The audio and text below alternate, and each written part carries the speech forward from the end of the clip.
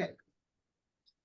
Welcome to the meeting of the Chestnut Hill Commercial Area Study Committee Advisory Group, meeting of Monday, October 20th. Hope you all had a chance to look outside at the lovely fall weather. Oh, more things. We have a forum and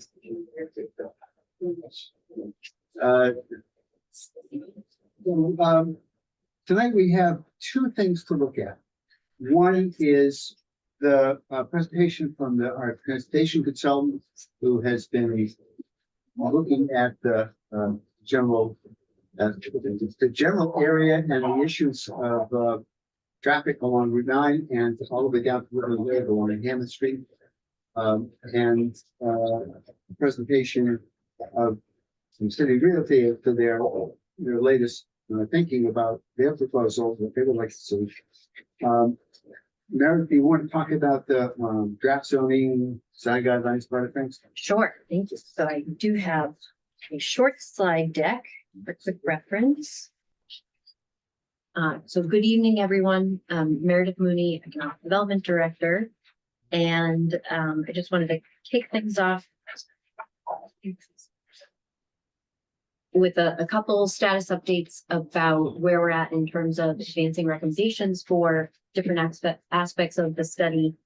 At our last meeting, we focused a lot on the rezoning and sort of the draft special district overlay zoning. Tonight's meeting is going to focus more on the transportation upgrades and sort of where we're at in terms of the transportation study. Staffing updates in my last email, I did mention that Zach Tessler, economic development planner, who'd been doing a phenomenal job in helping to staff this project. His last day with the town was on Friday. So he has moved back to New York State to be closer to family, starting a new job in New York City as a housing developer. We wish him well. We'll certainly feel his absence, though. That being said, I feel like he has done a great job in terms of providing a sturdy foundation in terms of getting the draft zoning going and providing a lot of the diagrams and visuals that have been a helpful reference point as we've been working through this process. On a similar theme, one of our other planners, our senior planner, Aaron Norris, will also be moving home sort of the end of the month, early November, back to Alabama. So our division of 4, which includes me, will be down by half for the next several weeks or months. It will be challenging but manageable, and I did just want to share that in terms of the spirit of transparency, but also to assure the community advisory group that the Chestnut Hill project and the recommendations are the top priority for our division, and that Planning Director Bruton and I have a plan and some strategies in place to make sure that this project remains on the critical path. The draft zoning, so the intention for tonight had been to present the most recent draft of the zoning, which will incorporate some feedback from community advisory group that we discussed last month, and as well as some follow-up thoughts that some members sent after the meeting. We are still putting finishing touches on that, and I hope to have that circulated by the end of this week or next week for additional thoughts or feedback. The EDAB subcommittee for Chestnut Hill, which was very active in the late winter, spring for this year, is going to be, before we move on from zoning, the anticipated changes for the commercial 4.0, we're right now kind of working through some modifications to the open space requirements, the Heath Street setbacks, the minimum commercial area, and how we're calculating that effective minimum commercial area. And then how we're defining phasing requirements to make sure that developers really follow through on, building the entire scope of the commercial that they're proposing in order to access this overlay zoning. And then also reevaluating special permit requirements for certain uses. I think we were definitely too conservative in our initial table of uses for the special permit requirements. So more on that to come. The Economic Development Advisory Board's Chestnut Hill Ad Hoc Subcommittee is going to be reconvening. The last time they met was back in late May. A lot of the conversations that subcommittee had late winter, spring are integrated into the current draft zoning, but the subcommittee hasn't received a project update. So the agenda for that is to be determined, but it's going to be this Friday at 4 p.m. We had intended for it to be in person, but I think it's going to be a fully virtual meeting. So that agenda will be posted within the next couple of days, and I'll definitely circulate that to the community advisory group in case you're interested in listening in. So design guidelines, we have contracted with the firm Sasaki to help us with the design guidelines. We talked at our last meeting about how we feel it's important to have the current design guidelines for this area are big Word documents. We feel that having more visual diagrams is going to be really important. So we'll be working with Sasaki. We've already kicked off that work with initial site visit and providing them all the information that they need. So we're hoping that for the November meeting, you're going to get the opportunity to be presented with sort of the draft diagrams for some feedback. Sasaki, the process is going to be, we have the 4 sub-districts. So we're going to be starting with one sub-district and building that out, and sort of the scope of that and the structure of it will be the template that we'll use for the other sub-districts. So we're going to be starting with the Chestnut Hill Commercial 4.0 area that we've been talking a lot about. And I think in terms of the zoning is certainly the farthest along at this point. And I do anticipate that there is going to be some push and pull as we refine the design guidelines, that there could be some changes made to the zoning. And then I did want to note for any eagle-eyed watchers of select board agendas that within the past couple of weeks, there was a request to accept a gift from City Realty to help advance some of the design guidelines work. So the design guidelines are going to include the entire study area. As we all know, in terms of budgeting constraints, the additional resources to help advance the design guidelines for the study area is very beneficial. And then the transportation study, which is going to be the main discussion for tonight. We have completed, we started back in May, June, doing the existing conditions analysis. So we're going to get deeper into the existing conditions analysis as we work our way through phase 2 and are hearing about sort of the nuts and bolts of the sort of menu of options for the conceptual infrastructure improvements that are going to speak directly to the issues that were identified or confirmed in the existing conditions analysis. A lot of the things that we heard from the community outreach engagement and things that people had observed are things that are reflected in the data and the observations that we have as part of the first phase of this work. So we are just sort of in the early stages of moving forward with phase 2. And Raju Nunn, who's a principal or a senior principal engineer at Kittleson, is going to be providing sort of a status update. I will emphasize that we're at the beginning of phase 2. So this is sort of an update about where we're at in the study. And this is more sort of kind of ramping up the community advisory group. So in terms of education, so that for the next meeting where there is sort of some opportunity for input and some decisions that can be made, that everyone is kind of equipped to dive into that work. So I just want to follow up on what Meredith just had said. What we're going to be hearing is really an educational presentation on the tools. It's a mistake to think that any particular tool is going to be used, or any particular tool is appropriate or not appropriate for improving traffic along Route 9, recognizing that there will be additional traffic on Route 9 and trying to take account of that.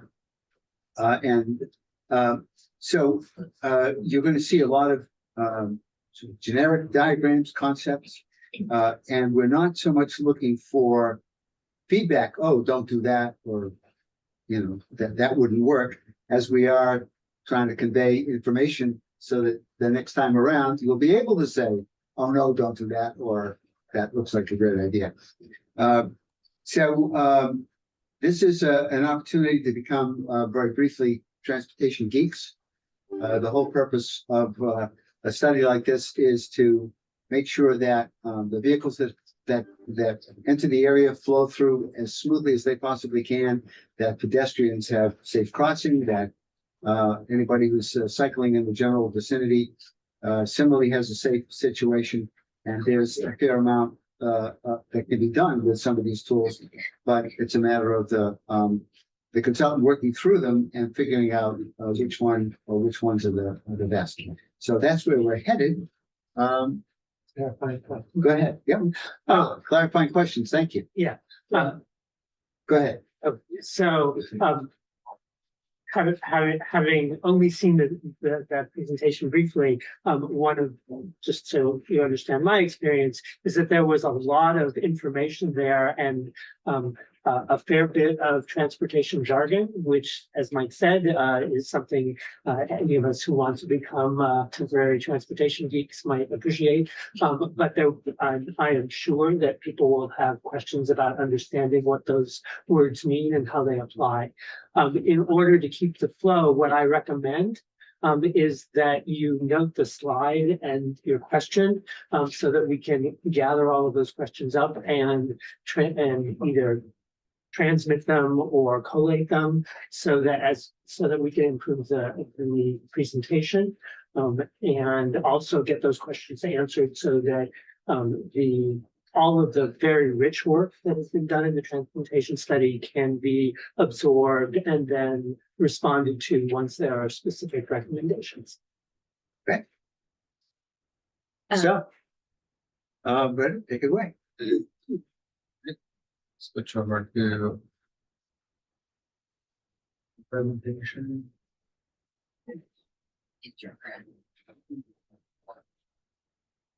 Now, preface this by saying that I'm the face of Hiddleston Associates in the room tonight. My neighbor. Yeah, it's hard to hear. Thank you.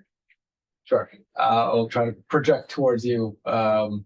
I'm here presenting to you on behalf of Hiddleston Associates, but Andy Butzik, who's on Zoom, helped prepare a lot of this work, so he can assist me if some of the questions get into some details. To start, just reiterate what the study goals are. We're really looking at enhancing safety in the Chestnut Hill commercial area, building on previous work that was done on Route 9, building awareness with Mass DOT, DCR, and City of Newton, aligning the transportation network along Route 9 with the goals of the land use changes here, and then providing some opportunities to get some of the information from the land use study into the traffic work on the corridor stuff. As Meredith already mentioned, we've completed phase 1, which was collecting data and looking at the existing conditions. A lot of the stuff that you'll probably hear in the first couple of slides shouldn't be any news to you. Phase 2 is taking that information, building on it to come up with some potential alternatives in terms of managing traffic, also improving safety, mobility for people that are walking and biking along this corridor or across it, and starting to engage with Mass DOT, the Department of Conservation and Recreation in the City of Newton. Then the following phase would be to really evaluate the traffic operations with the changes in the land use within the network.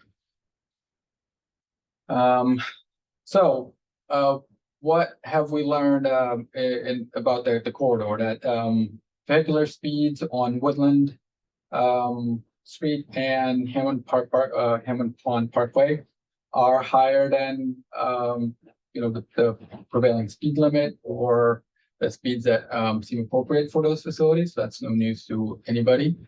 The traffic operations indicate level of congestion, specifically at each intersection.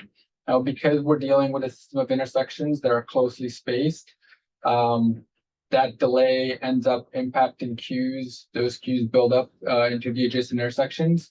And the traffic congestion that people experience here probably a little bit worse than this letter grade would indicate. I think in most circumstances, the level of service D is acceptable. However, what people really experience in the most congested hours, probably is not acceptable to those individual drivers for those peak periods. So we wanted to put that into context. The operations at each individual intersection seem appropriate, but the experience of the drivers is something else. From a safety perspective,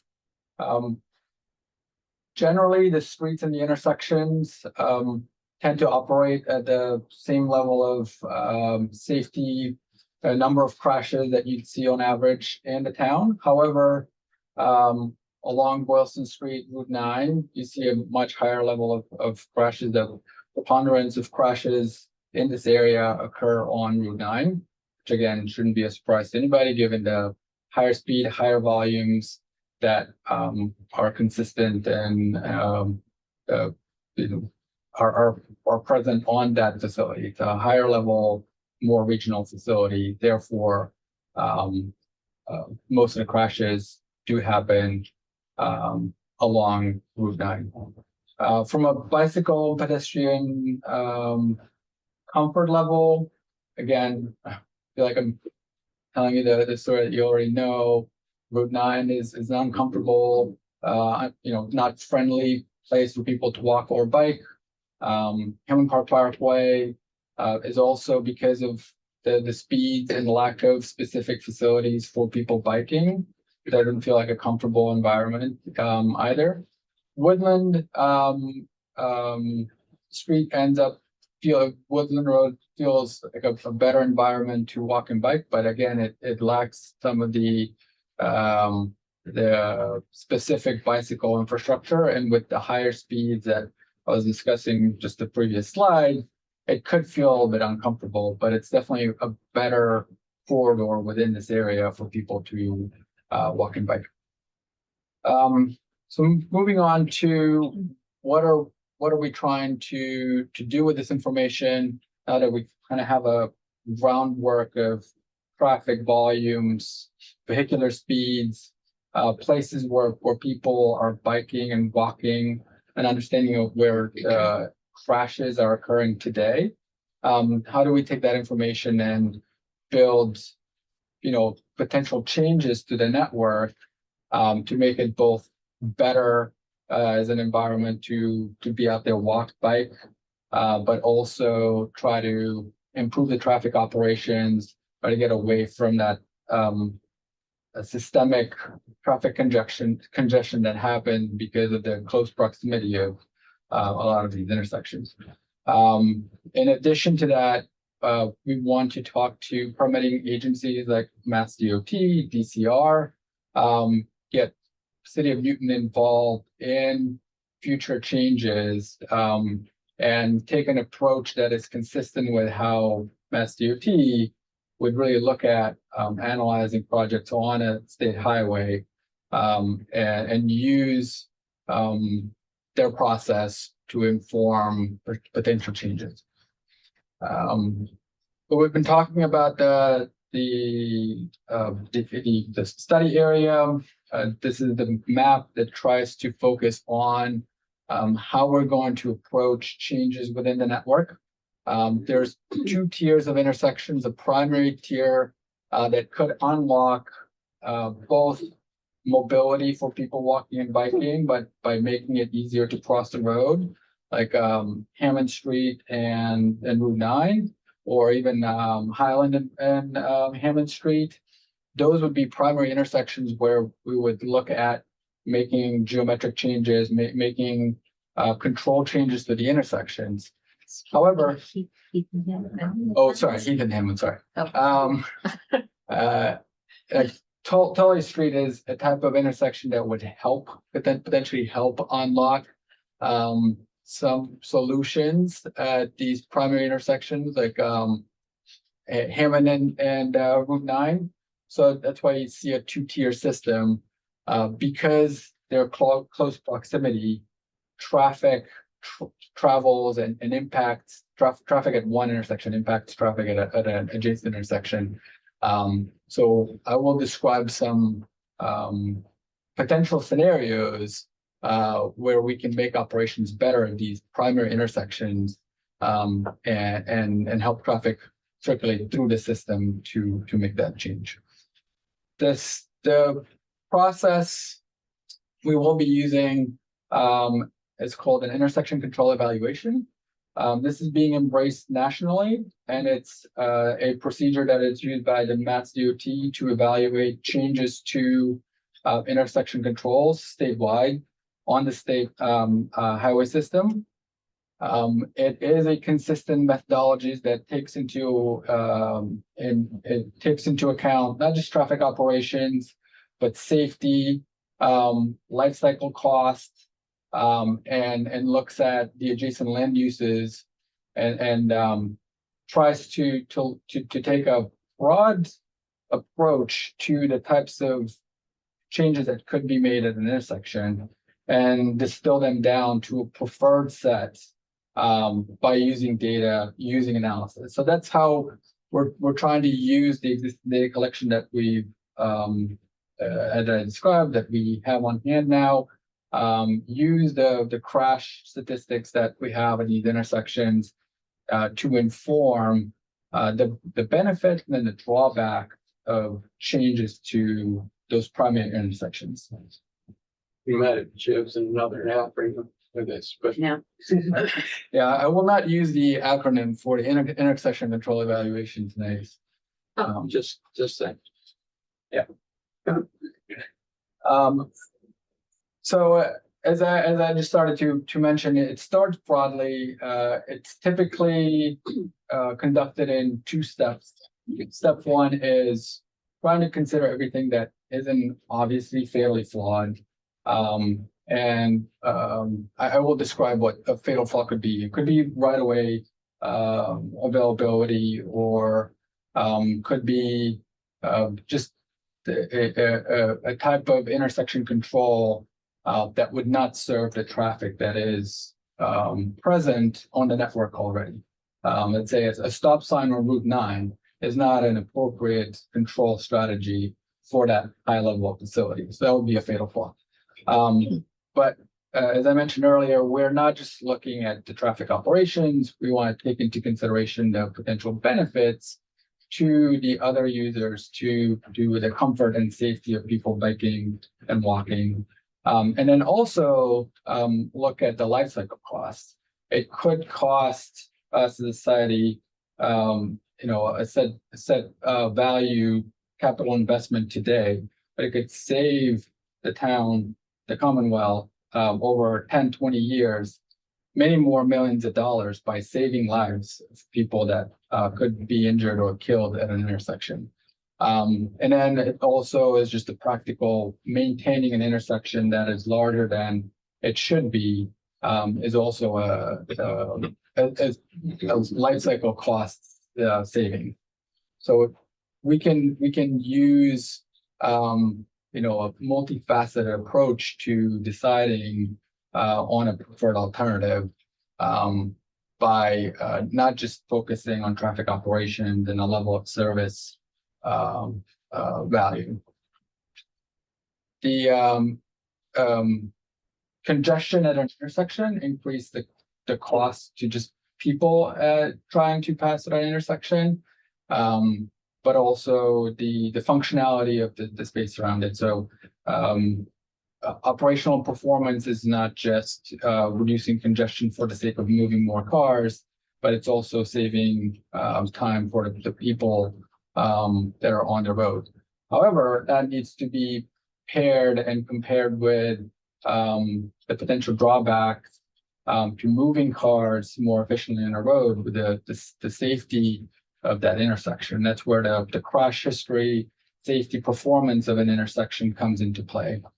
For this exercise, we also want to look at alternatives that could unlock, by leaving the same footprint of the intersection, potentially more capacity for a higher density development around these intersections, without putting a burden on the town to really increase the footprint of the intersection. That's one way the evaluation of different intersection forms could support the effort to rezone this area. And then, hearing out the community, understanding what the priorities are in changing the control strategy. Is it focused on safety? Is it focused on mobility? Is it focused on transportation demand and delay? Those are all tweaks though that, what Mike mentioned, as a preface, those are things that we want to hear from you in the next meeting. Like, what are the buttons, the dials that we want to tweak to dial in on a preferred alternative? What I'm going to present next is just a wide palette of potential intersection control strategies, but not the by any means the preferred sets. We're at the long list, and we're trying to narrow in on a short list. So again, just wanted to remind you, geographically, we're going to focus on the primary intersections. The secondary intersections will help with the movements that are currently made at Hammond Street and Route 9, or at Heath and Hammond, at Hammond Park Highway, or Hammond Park Parkway and Heath Street. So in the realm of possibilities, there's things that are familiar to everybody. A traffic signal, which is how a lot of these intersections are controlled today. A stop sign, either an always stop where all approaches to an intersection are controlled with a stop sign. Roundabouts, modern roundabouts, not rotaries, single lane or multi lanes, restricted crossing, median U-turns, median U-turn intersections, quadrant intersections, jug handles, and bow ties. And I will get through how all of these look because I know they're confusing. So the restricted crossing U-turn intersection, imagine if Hammond Street wouldn't have a through movement through that intersection. So we're prioritizing the through traffic on Route 9. By doing so, we can operate an intersection with fewer traffic signal phases. Right now, with the left turns being made from all four legs of that intersection, you need one phase. So you need to divide your time in four to process all that traffic safely. If we're introducing, or if we're removing some of those movements, essentially we're reallocating time to specific movements, therefore allowing some of the traffic, the mainline traffic, to operate more efficiently. So that's the theme to a lot of these alternatives that you will see, is taking movements that don't have a lot of traffic associated with them, removing them from a traffic signal operation, and operating an intersection a lot more efficiently by asking some of those movements to travel downstream. In this case, let's say Hammond Street is going north. You'd have to make a right, make a U-turn, and then you'd make another right to go through. So that's the trade-off. I'm not saying that's a good idea for this intersection. Again, this is just setting the table for the spectrum of solutions that could be considered. And that's what we're doing at the next step. A median U-turn intersection prioritizes the through movements. So if we know a lot of the volume on the streets through movements, then let's just have a signal that operates with two phases, Route 9 or Hammond Street. And that's it. The turns we use a U-turn. So then that's where Tully could help with the operation of the main intersection, and why it's a secondary intersection, using the left turn that's already allowed at Tully for people to make a U-turn, come back to Hammond Street, and they'd make a right turn to go south on Hammond Street. This is a median U-turn type intersection. A jug handle is, again, a variation, and we're dealing with traffic turning off or on a main line here to try to smooth out, make the main intersection more efficient. So in this case, traffic is exiting. It could be part of the existing network if we can find a connection from Route 9 to Hammond Street. Then left turns are not making that movement off of Route 9. They're essentially becoming a through movement once they make it to Hammond Street. The jug handle is the next, I think, alternative. also called a quadrant intersection. It's called jug handle because it looks like you have a little handle between the two roads. Again, you're creating two intersections in advance of the main choke point, where traffic is currently being delayed. And you're asking turning traffic to turn on this almost like a mini ramp between a major street and a secondary street. Then a bow tie is a way for left turns to actually make a right, make a U-turn through a roundabout, come back to the main intersection and go through. So that's just another way, again, to process turns at a main intersection and being able to make the main intersection more efficient. This list provides an initial, again, wide range of alternatives that seem feasible, and keyword there is seem feasible.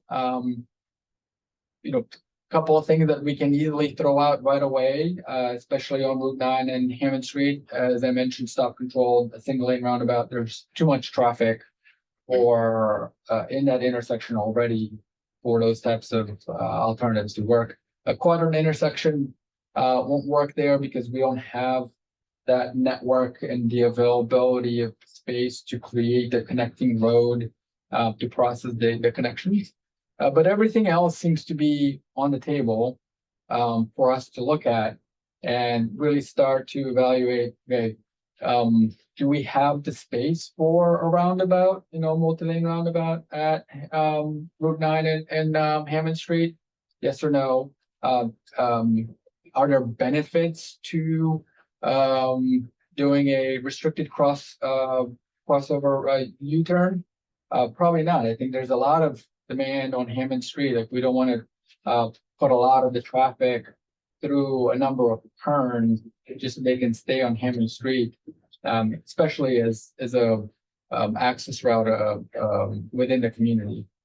So all of those types of considerations are things that we will classify and use to then whittle this longer list down to probably 2 or 3. I don't see any of these intersections having more than 2 or 3 alternatives that don't have more significant drawbacks than they bring to the table as benefits. Sorry. Yeah, no, it's fine. So that's the step that we're prepared to take. Is start with this broader set of alternatives, use traffic operations, safety improvements, as essentially the benefits that some of the control strategies would have, but really compare them and try to set them in a realistic scenario, come up with basic concepts that are tied to this corridor, not just graphics that are generic of an intersection type. Take the movements that would have to be made, show you in the next meeting how those movements would circulate through different intersections, how the secondary intersection would have to maybe have an increase in volume because now there's U-turns at Hawley that do not occur there now. There are left turns at the main intersection. And that's the type of information that we're going to bring forward back in November to really put those more generic intersection types in the context of this corridor. So in addition to the intersection work and the traffic and safety work, we're also working with the town on updating and creating a bicycle and pedestrian network plan to really understand how people on walking and biking would get through this part of the town. We'll be focused on corridors and intersections. We will try to take what we've learned about where do people walk and bike today, and incorporate that into the network plan. So it takes what we know today is what is available, and I described that in the existing conditions. There's limited bicycle, even painted infrastructure, demarcated lanes. there are more sidewalks in the area, but some of them, are deficient. And then we understand how people, how easy it is to cross some of these busy streets, and what additional safety measures are already at the intersections based on the control out there. So essentially, be a little bit easier if you have a traffic signal to cross the road, especially on a busy road. The other thing that we're going to try to align the bicycle and pedestrian plan is with the priorities, again, where are people walking and biking, by looking at the volumes to the extent that they exist. Where do people are engaged in these activities? And that's primarily a bicycle, I think, measure. I think people walk and everywhere. But we can focus the bicycle network towards the places where people already like to bike. And also look at the crash history to inform the types of infrastructure that is needed to make that walking and biking activity safe, comfortable, make it practical to people to get around this neighborhood on foot or on bike. Also aligning with the state's plans. Mass DOT had prepared a bicycle and pedestrian plan a number of years ago, and I believe they're getting ready to update it. So since we have Route 9 going through the corridor, I want to align with what Mass DOT is ready to do on the state highway network. We're going to identify the high priority intersection. The plan will identify measures that will improve the comfort and safety of people walking and biking. And then we will also discuss with you in the next meeting the other measures like wayfinding and bike parking and how those policies impact or could impact biking and walking in the study area. Yeah, so to kind of wrap it up and summarize what we have talked about, we're using the information that we've collected already in the corridor to inform how we whittle down a wide range of intersection changes or potential control strategies at 3 major intersections. We're going to start coordinating those changes with Newton and with Mass DOT and DCR. We're going to come back and present to you in November, and then draft a memorandum of understanding with DOT and DCR. Since we're going through this comprehensive effort, we're hoping that that could yield some benefits and streamline a process in the future, going through future coordination with them. And then I think we're going to kick off that phase 3, which I alluded earlier in the beginning of the presentation, where we're going to plug in the rezoning effort into the traffic analysis tools and try to understand what the traffic impacts would be on the network sometime next year or early next year. Okay. So let's start with some clarifying questions. Anything that you want to go back and take a look at and say, well, what does that mean? Or how does that? So let's just, we'll go around the room this way. Go ahead, Chance. Yeah, hi. So first I want to say I'm very impressed with the scope of what you've looked at and the concepts that you're looking at. This is a very challenging area, as you discovered, and which we know very well. So I just wanted to ask about information that you're plugging into your system. Mm-hmm. One is Route 9 was vastly changed when Chestnut Hill Square was built. They put the turnaround at street that goes into Newton Center, right past it. That was changed. And they took away the U-turn that was under the overpass on Route 9 that enabled people to turn back into Brookline. Now we have to go all the way out into Newton to come back into Brookline, whereas before we didn't have to do that. So I just want to be aware of all the changes that DOT actually made for that developer. And at that time too, a study was done that compared the traffic at that time, and this is now this is 20, it was a long time ago. Compared the traffic on Route 9 to Storrow Drive. So just to put it in perspective, and there were times, I'm sure you've seen it, when the traffic just is pretty intense. So that's one thing. The other thing is that the town has actually made changes which are impacting or will impact this area. And I just want to make sure that you're factoring those in.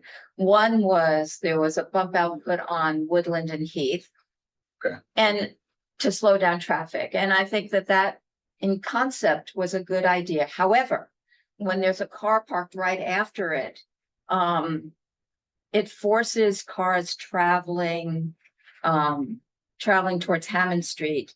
It forces them into the opposite lane, and which is causing conflicts with cars traveling in both directions. And I've witnessed this numerous times. So this was, well-intentioned, but it's having some consequences for safety. And the other one is that there are two other things happening in the area. One is that the town has approved a narrowing of Hammond Street, which I'm sure you're aware of, yes, to 2 lanes with a central turn lane.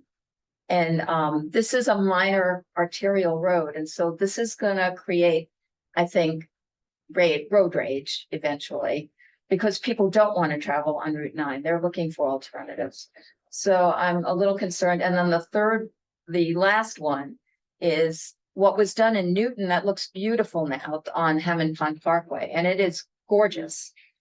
They plan to do that in Brookline. However, what Newton did not have, and that what Brookline does have, is Brookline has a rotary at where 4, let's see, there's 1, 2, 3, 4, 5 roads are going to converge into this rotary. Mm-hmm. And that backs up traffic now to the Hammond Street light. And they want to also narrow that to 2 lanes. And honestly, I think that's going to have really negative consequences. My neighbors are very concerned that they will not be able to get in or out of where we live, which is Craftsland Road, when they do that. So I just want you to be aware that there are lots of sort of moving targets in the area and plans on the table and things that have already been done.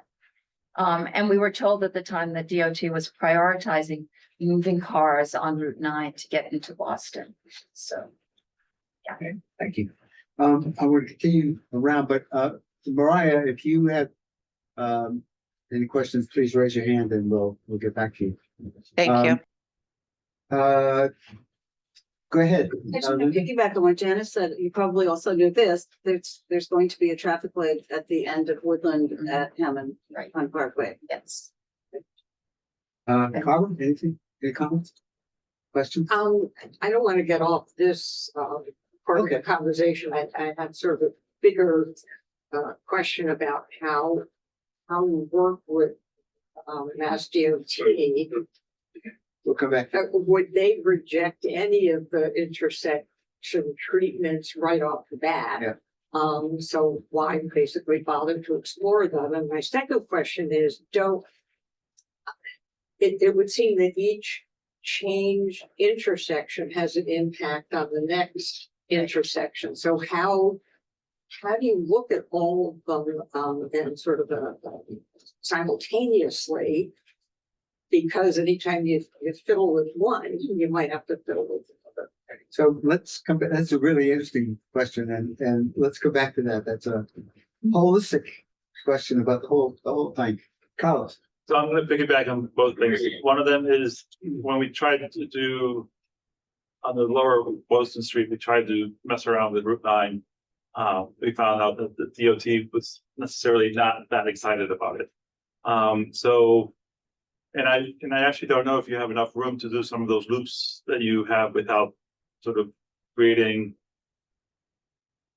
more asphalt in some ways, but also creating more traffic within that space. So I'm curious to see what DOT thinks. The second one was, so the traffic data is June 25. Is that?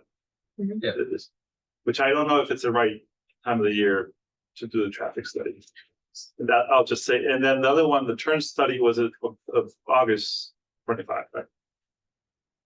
The What turn. do you mean two turns? Oh, all the. So you have the speeding, in June. Mhm. And then you have the turn diagrams, say, August something, August 20th, Andy, if you could chime in. which I don't, Hang also, on a sec, Carlos, let's get Andy.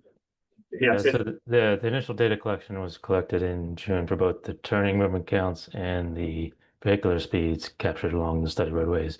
But we supplemented that with some historical data because we recognized that some of the schools were out of session.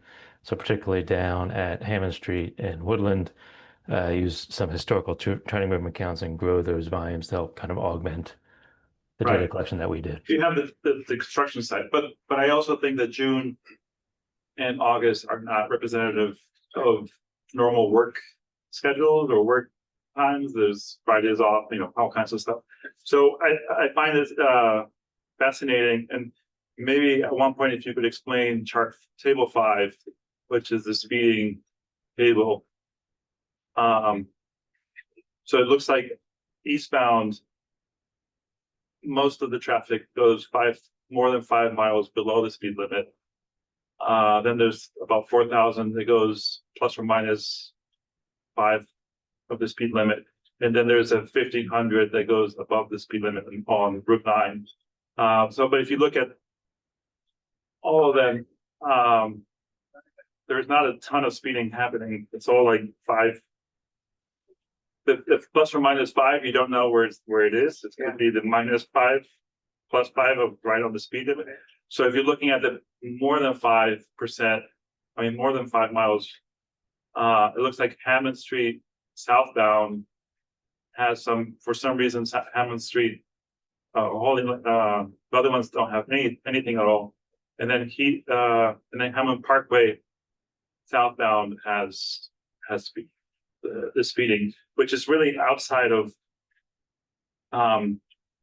Hammond Parkway is really outside of sort of the scope of this project. So right within adjacent streets in August, it doesn't seem to be that much of a speeding. So if they could explain that a little bit, because I think taking all this data and then doing. So I find that the study is fascinating, but I think they all depend on what data you use and how that data is seen. Because maybe you're doing a lot more than in reality you should be doing. You mean in terms of counts and so? Well, there is two things. One of them is the speeding, Yeah.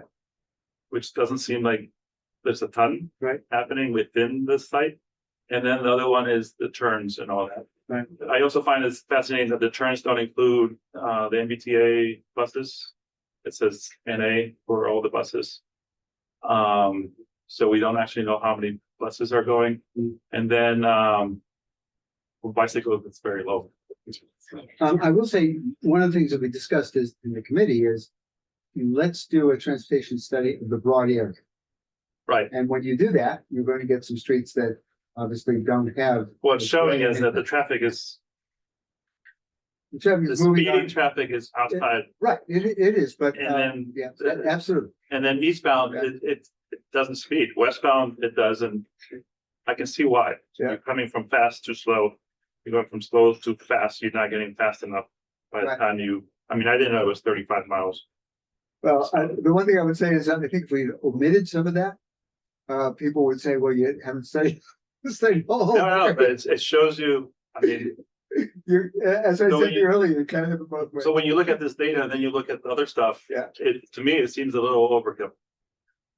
All right, well, I'll respond to you by saying we were asked to look at the whole area, so we did. So I'm gonna take comments from the public afterwards, if you don't mind. We're going to finish going around the edge here. The Hammond Street, Hammond Street has two speeds, it's stop.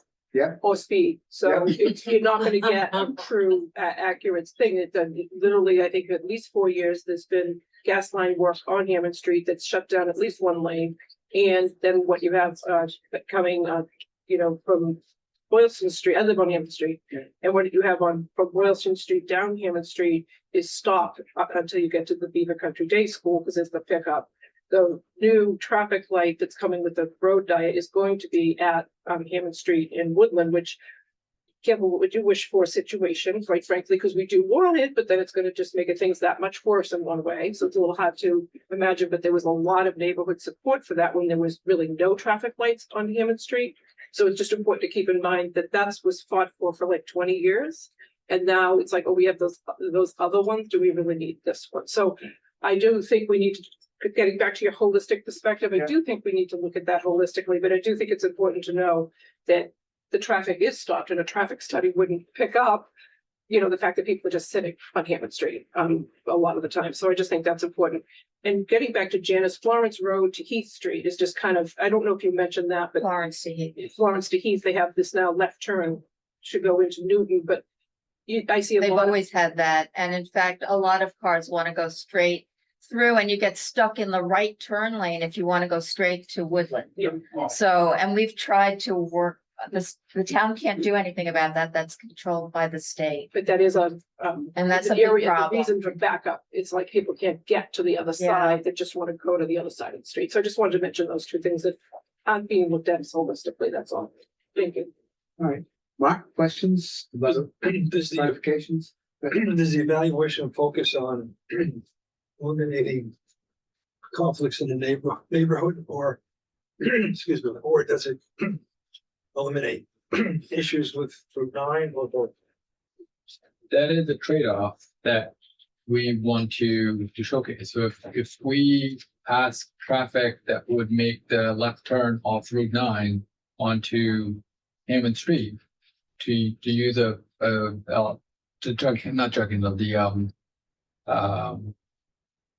one of the alternatives where you have to exit, use a local street to end up to Hammond Street, that increases traffic on the local road. And we would show that, and that's the dial that we can use to say that is not a preferred alternative because that's not an outcome that the town, supports or the community supports. But yes, some of these alternatives prioritize the efficiency of the major intersection by moving some of that traffic to other streets. That's very much what would happen. And the procedure would be objectively showing you that and allowing you to have an input to say that is a dial that we feel like has a strong negative correlation, right? That's up to you. Can I pick up on something? I just, it's the DPW garage is on Hammond Street. So you're talking about the DPW trucks having to go through neighborhoods. I just wanted to mention that. So we can talk about it. That just seems like a big trade-off. Right, yeah, I think one of them could fit on Tully. sure. So Does the, let's continue on. Go ahead. Are you gonna look at changing direction of roadways or eliminating a direction in one way or making a one way during certain times of the day to alleviate issues? That's a good question. I don't think that's not part of the realm of options that we're thinking about. Do you have a particular street in mind? Well, I mean, for example, if you're gonna favor the evaluation of through traffic on Route 9 versus access to the neighborhoods, you can eliminate, you could have, well, there are times of day, there are issues related to, commuting and so forth that you might consider a change in allowing a certain direction to happen to either accommodate more flow or not on Route 9, et cetera. And that might be a way to convince the DOT to possibly make changes to the intersections. And who pays for this anyway? Okay, so this is a good question. Yeah. Let's- Is it the DOT that would pay for it if it's because it's their road? it would theoretically, yes. And Then 1 second. then the intersections that are in town would be our responsibility. Presumably, yeah, although, let's see what develops here. Linda, and then Ken is the last of the list there, so it's. Sorry, I was going to talk about the deer. Blair, piece, go ahead. I just, maybe this is a naive question. I mean, in your experience, when, let's say, a town decides, oh, yeah, we really like the state to change this intersection. And let's say the DOT says, oh, that's a great idea. Does that actually ever happen? Do they say that and then they pay for it and do it? So that's why they introduced this evaluation procedure, because they wanted to make decisions about the way they change the intersections in a more consistent way instead of just going by the whim of one constituency or another. But they do sometimes say, oh, that's a really good idea. We're gonna do that.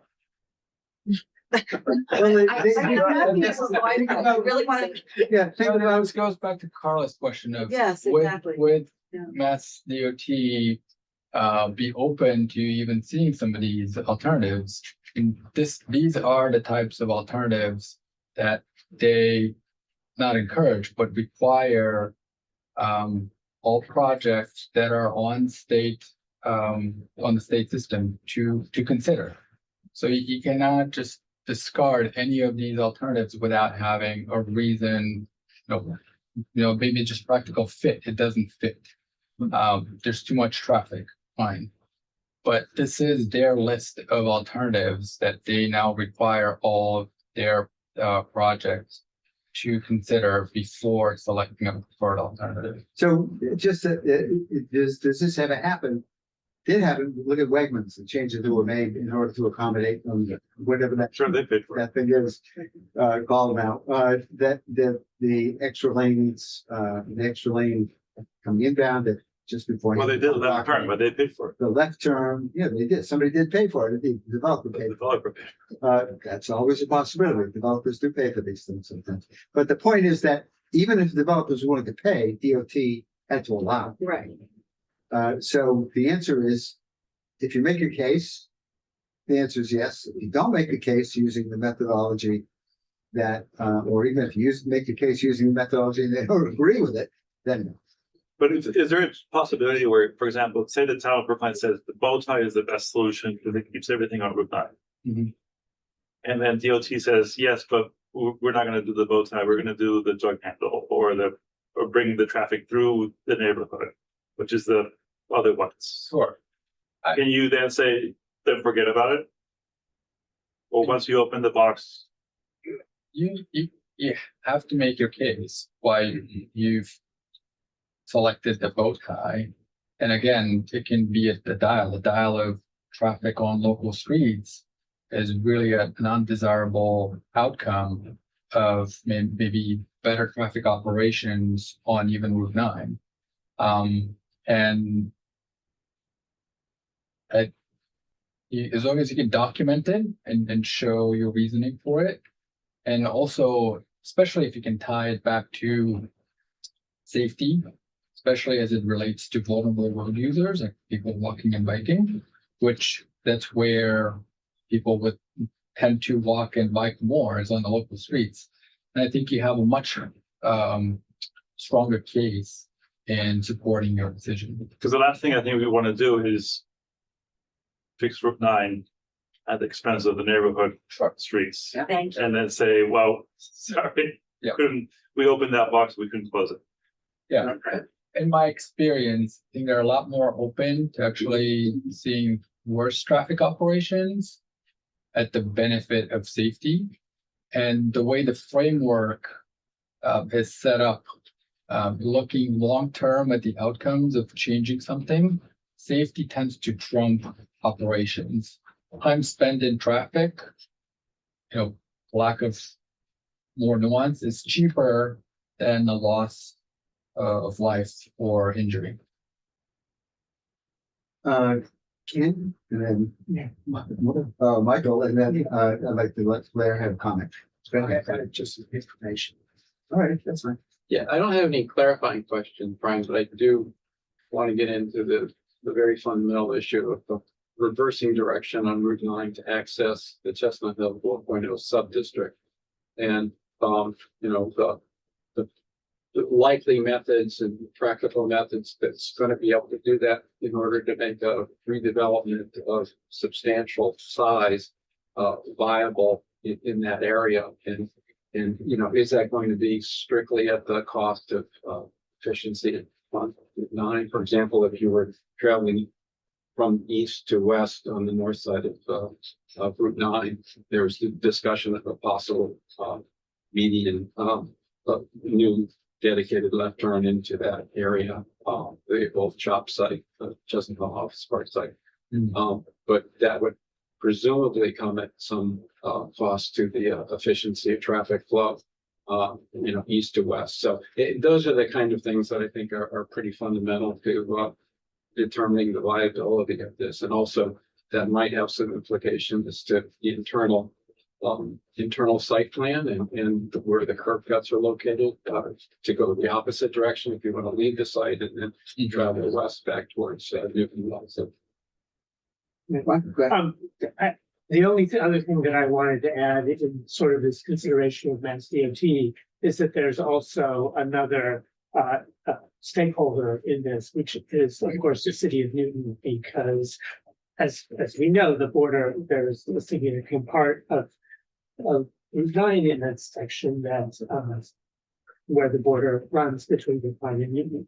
So my understanding of the conversations that are going on in addition to this are that we are beginning to have conversations strategize with the city of Newton so that it's not just Brookline by itself going to Mass DOT with these proposals, but also Brookline and the city of Newton going together so that we don't get stuck with a response to Mass DOT that says, well, like, what about your neighbors over there? So we're sort of in the process of preempting that as well. Yeah, I just had a question for you, Brian. Our understanding of the neighborhood is that when you went to do the traffic counts on Woodland Road between, that it was not during the time that Beaver Country Day school was there.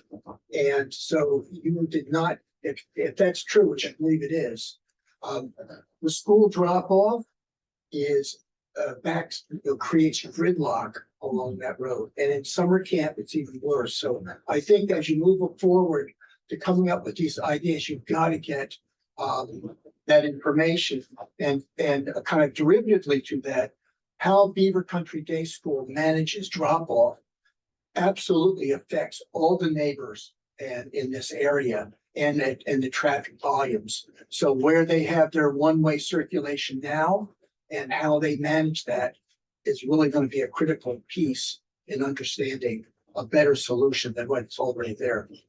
So thank you, Blair. I meant to include that in the intro about the Woodland Road counts, because we did hear from neighbors in late May when we sort of announced the timing of the data collection. There was a lot of concern about the fact that BC Beaver Country Day wouldn't be in session.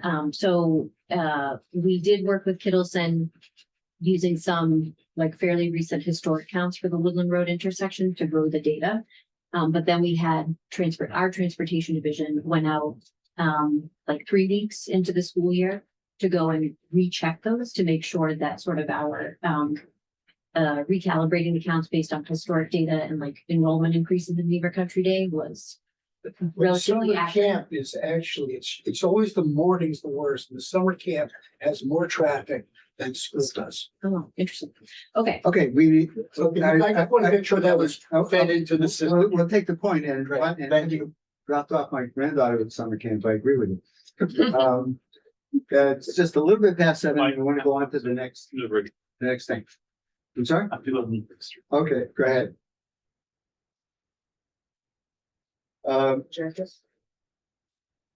Okay, the next thing on the agenda is the presentation from City Realty, who has a project proposal update for us.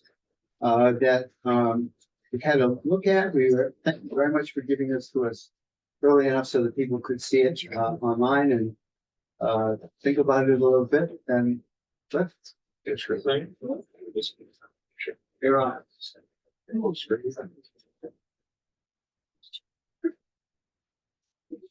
Do we want to switch it to presentation mode? Okay. Got it. Just a little.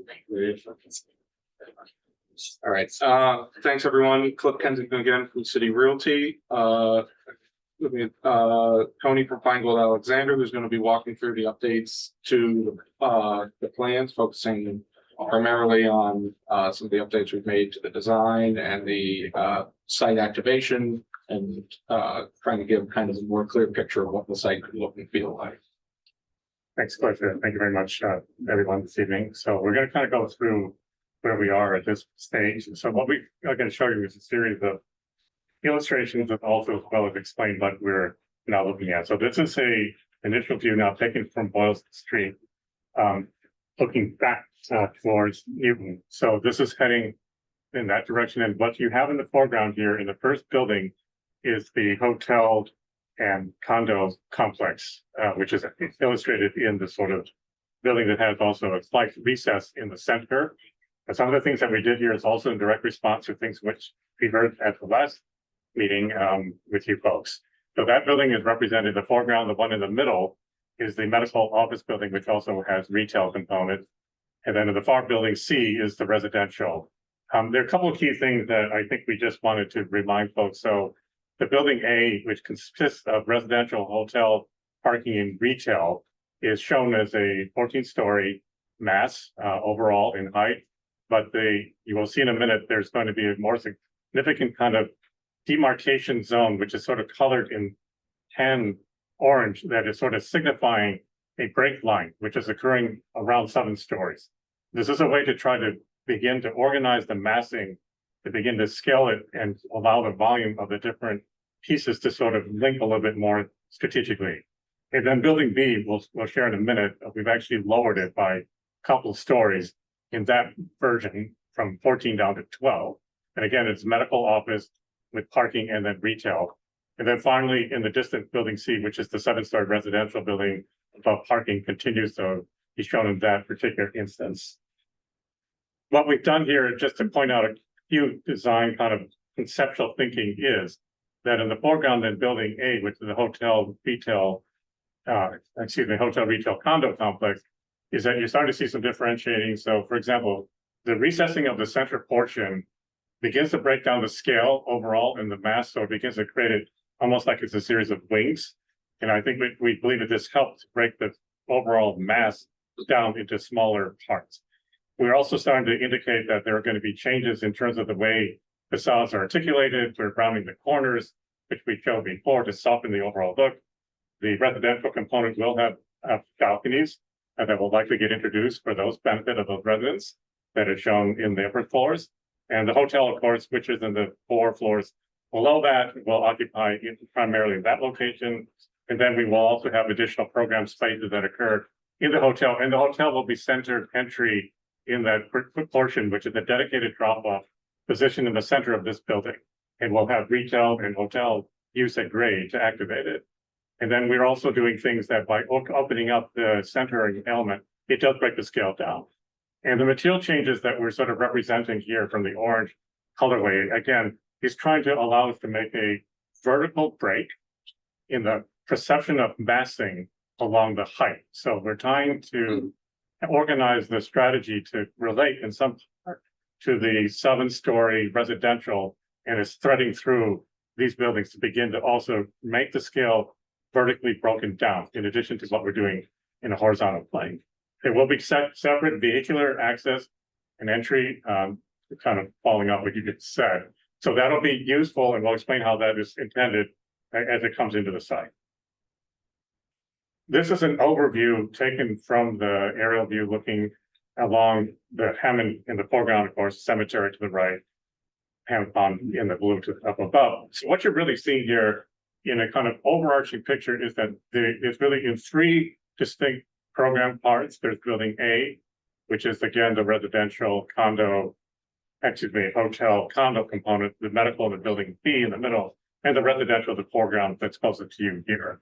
So as I mentioned, Tony, just before you go on, could you point out where the retail is also in? yeah, contained? so what we're also going to be establishing is that the ground floor of buildings A and building B will be retail driven, and that will occupy trying to activate as much as possible at the ground level. We're going to show you a couple of images that follow. And then along that way, we're making sure that we're trying to activate that. The other thing that we're also going to point out here is along Heath Street. We're changing sort of the thinking about that is to increase the tree coverage and actually try to work almost with more of the trees that already exist along Heath Street now. So we're going to try to hold on to a lot more of that, as well as to soften the whole pedestrian experience moving along Heath Street at the edge. And then, as I mentioned, we did propose here to lower the building B, the medical building, by 2 stories, which is identified in that note. This is a sketch sort of taken at eye level, taken along Heath Street in the foreground. So what we're sort of implying here is an indication of trying to organize this to be a much more active area. So what you're seeing here is that when you come to the split between the building B and the building A, there's a larger courtyard that's being developed there. That courtyard will be activated by ground floor retail. It'll have park-like qualities. There'll be planting, there'll be hardscape. We're talking about potential for fountains. We want to make this as an active zone as we can consider. And by doing that, we're creating sort of this open gathering place for the benefit of the development, but also the community. So when you move from East Street through to Boyle Street, this is a enlarged open plaza courtyard area that's going to be activated by retail at grade. And we're also trying to make a mixture between the hardscape planted areas.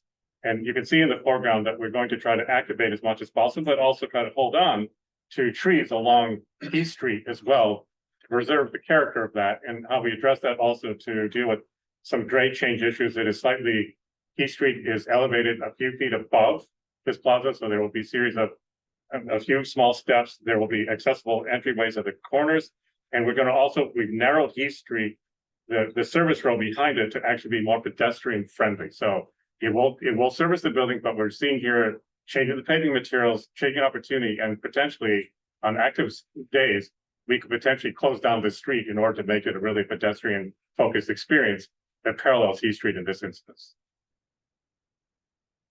This is not intended to get too much into the weeds. The middle section here is a landscape plan that shows that central courtyard. And here you can see the idea that we're trying to create a mixture of planting, of hardscape, of softscape, of gathering areas, places that people can gather, can hang out, can activate retail along the edges. All of these things, we want to make sure that this feels very neighborhood friendly. It has the experience of being an inviting place to be. And so for people in the community, as well as people coming, we'll have a way to activate this. So this is an attempt to try to make this as experience, as pleasant, as pedestrian friendly experience as we can. And so this is what we're seeing here, a couple of images, just show some ideas related to some of these moves, but we want to really activate it. And we want to combine a mixture of landscape and hardscape, activation, and places for people to gather and mix and meet. This is another sketch view that's taken along Heath Street. Here you can see this as the building sort of bend to follow the bend along Heath Street again. Foreground here, the immediate building on the far left, that's a residential building at 7 stories. The next building over in the middle is the medical building. And then hidden behind the trees is the condo, retail, hotel building. And again, what we want to do is try to hold as much of the character of the treescape that exists along Heath Street to the greatest extent that we can, to make sure that we try to enhance what you already have and also build upon what it exists. So we want to make sure that we're trying to tie that character through. And here you can see, this is a little bit of a large plan view of that intersection right where it occurs directly below the courtyard I just described. All the sort of the lighter green elements identified here, these are the existing Heath Street trees. So you can see here, we're trying to make sure that we're trying to enhance it. And because we've narrowed the service street or the back street that occurred from the previous presentation, we're able to increase the landscape buffer along Heath Street because we're widening the green zone here by quite a bit. It's because we narrowed the road itself, and we're trying to enhance the character of that to maintain what you already experience now, as well as enhance additional planting beyond, so that when you go along the street, you work with what you have and then you enhance what we imagine could be developed. This is a kind of overview of what the whole kind of landscape feature is intended. So again, with each tree to the bottom, ball screen at the top, you can see here that we're trying to really maximize the amount of green as we can, again, using what exists. And then the areas that are the darker green is identifying more planting that is being proposed. We're also going to try to make sure that we enhance as much of green planting along building C at the edge, bordering the Newton developments, because we want to make sure that that too maintains that edge. Now that is comprising a lot of new planting because currently there is a garage that is underneath that building C. So we have to plant on top of that. But certainly at the bottom corner, where it's not where the garage is, and you already have a lot of planting and trees there, we're going to try to hold on to as many of those as possible and enhance it. And then you can see in the center where we have the courtyard that I described, and you can see also along, as it continues up towards Boylston Street, we have essentially a sort of area that's pulling off, coming along Boylston Street into the front, and there's a major drop off for the hotel retail condo complex, which is in building A, to pull off. And so previously we had just a lot of parking that are parallel, perpendicular along that. We've reduced that because we're imagining more pedestrian focused activity. We're trying to make sure that the experience for the pedestrians as well as the vehicular is enhanced. And so we are trying to really build up a lot more of the planting compared to what we previously showed. Here you can see in blue the pedestrian circulation pattern. The darker blue is sort of the existing circulation that exists both on Boylston and Heath Street that you currently have now. And then the lighter blue or the thinner blue represents areas where pedestrians can basically move around the site. They can connect crossing over from Boylston Street, crossing dedicated narrow sort of intersection roads that lead through the site. Move along the edge of buildings A and building B, where we have retail and hotel use. Of course, it connects to the major central courtyard plaza in the middle that connects back eventually to Heath Street. And then along Heath Street, not only did we narrow the road, as I said, to make this more of a pedestrian feeling, but we have the ability to enhance the pedestrian experience on both sides of that narrow roadway, as well maintaining also the experience along Heath Street itself that exists. So this does represent sort of the pedestrian activity to try to make sure that this feels more engaged. And then here, with regard to the vehicular circulation, I don't expect this to be an eye chart, but at the top of the street, we're working with the existing curb cuts that are there now. So in the middle curb cut on Boylston Street, that's where you enter into the site. It comes immediately at the point of where there's significant drop off being proposed in front of the hotel condo development. So it has the ability to have people wait and for people to come to the hotel and basically come in that site. And then if you continue moving along to the right, there's some additional short-term parking, and then it begins to turn to the right itself, goes down the edge of the project, and then eventually gets into a garage, which will handle the condo hotel complex, as well as loading and receiving in that area. That basically moves along the edge. And then as you continue to the back where the mouse is moving, again, this is mostly for circulation access. There will be some service coming into building B, which will be for parking as well as for the loading and receiving. And then eventually at the far end, it continues up, goes towards a residential complex, leads into the garage for access for the residential. And then eventually the whole development leaves at the intersection right here at the first drop off. So folks, when they're leaving the development, will go out at that one location there and they'll make a right-hand turn. So this is attempted to create a loop condition, but we, as I said, have narrowed significantly the back road bordering Heath Street in this development. Everything in orange is also representing, the retail component that you saw and activating as much as possible, both along the courtyard, along Boylston Street, and making sure that we create as much activity and life as we can in the development at ground level. This next view just indicated some just notational thinking. So again, with the idea of retail, we want to make sure that this is activated. There's also on building B, a two-story component that's being suggested for retail that might consider larger tenants that could occur in that development. So we could allow for bigger use for those people who might want to have more space. We're also looking at the ability that even though there's parking that is shown above the retail at the bottom level, what we imagine on the parking level is doing some idea that's going to be much more aesthetically enhanced. So there could be some kind of decorative screen There could be artwork opportunity, there could be murals that could be done, there could be, you have an example of, not that you know already at your location for the parking garage in the lower right-hand corner, which has a kind of a screen idea. I think that's pretty well received for the parking development. So all of these are intended to be opportunities to create artwork opportunities, enhance screening, and sort of filtering the idea to soften the whole aesthetic, again, to bring a lot of light to the project as a whole. And then looking at sort of some of the qualitative aspects in the residential, we imagine that there's also in the first building C, there'll be ability to create balconies. Again, we're trying to soften the appearance of it. So we believe that that's a way to also enhance that. Again, we already talked about the idea of the retail, the middle image going, give some kind of screen. Again, activating the retail component as much as possible to bring daylight and activity there.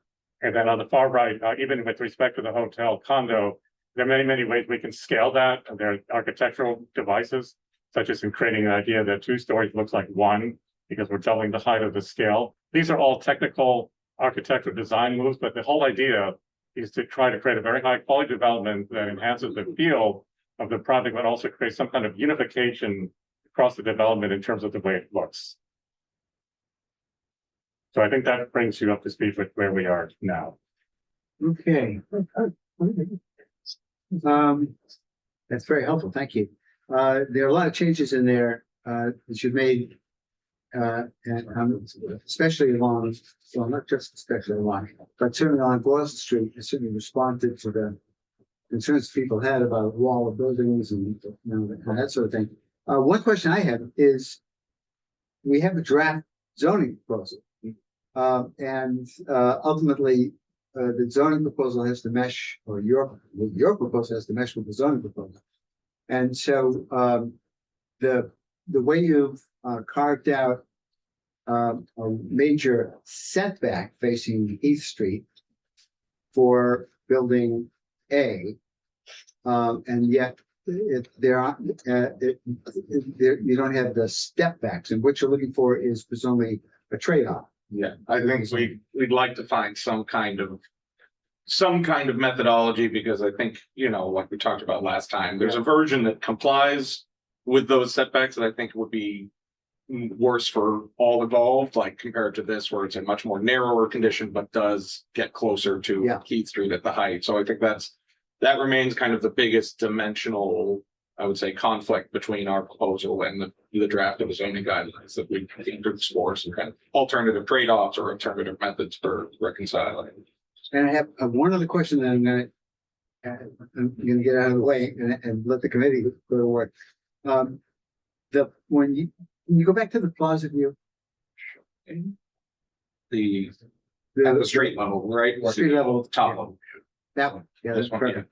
Okay, so it's very attractive, but that's the main access road into the site to building C, isn't it? It is. So there's, the circulation pattern does require traffic to go along this way, just under the current condition that's come up before. We've been kind of designing the circulation pattern for the existing condition. I think we tried to allow for some flexibilities in the dimensions of the roads and such, that if an alternative circulation for Route 9 came, we'd be able to adapt. But I think right now our trade-off was we prioritized a little more on simplicity and kind of pedestrian focus by going for this one lane and one direction, in a way that pedestrians entering the site know which way they're going. Cars entering and leaving the site only have one way to look. They don't have to worry about, you know, cross traffic or people backing out of spots, or people kind of pausing and double parking and blocking the flow of traffic.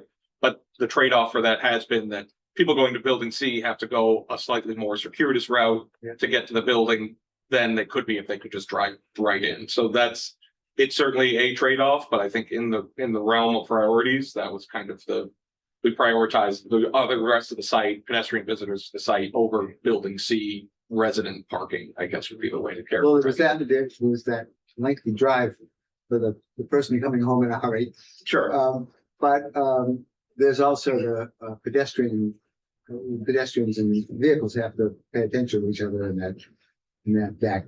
In this back area, sure, but I think the fact that it's one lane, the fact that it's a narrow roadway, we're introducing kind of raised hardscaping that kind of serve as traffic calming as well. I think, you know, there was always going to be some level of pedestrian crossing over a drive in any version of this. And this was really kind of the most pedestrian friendly version we could, like we used all the techniques we could to make it as pedestrian friendly as possible.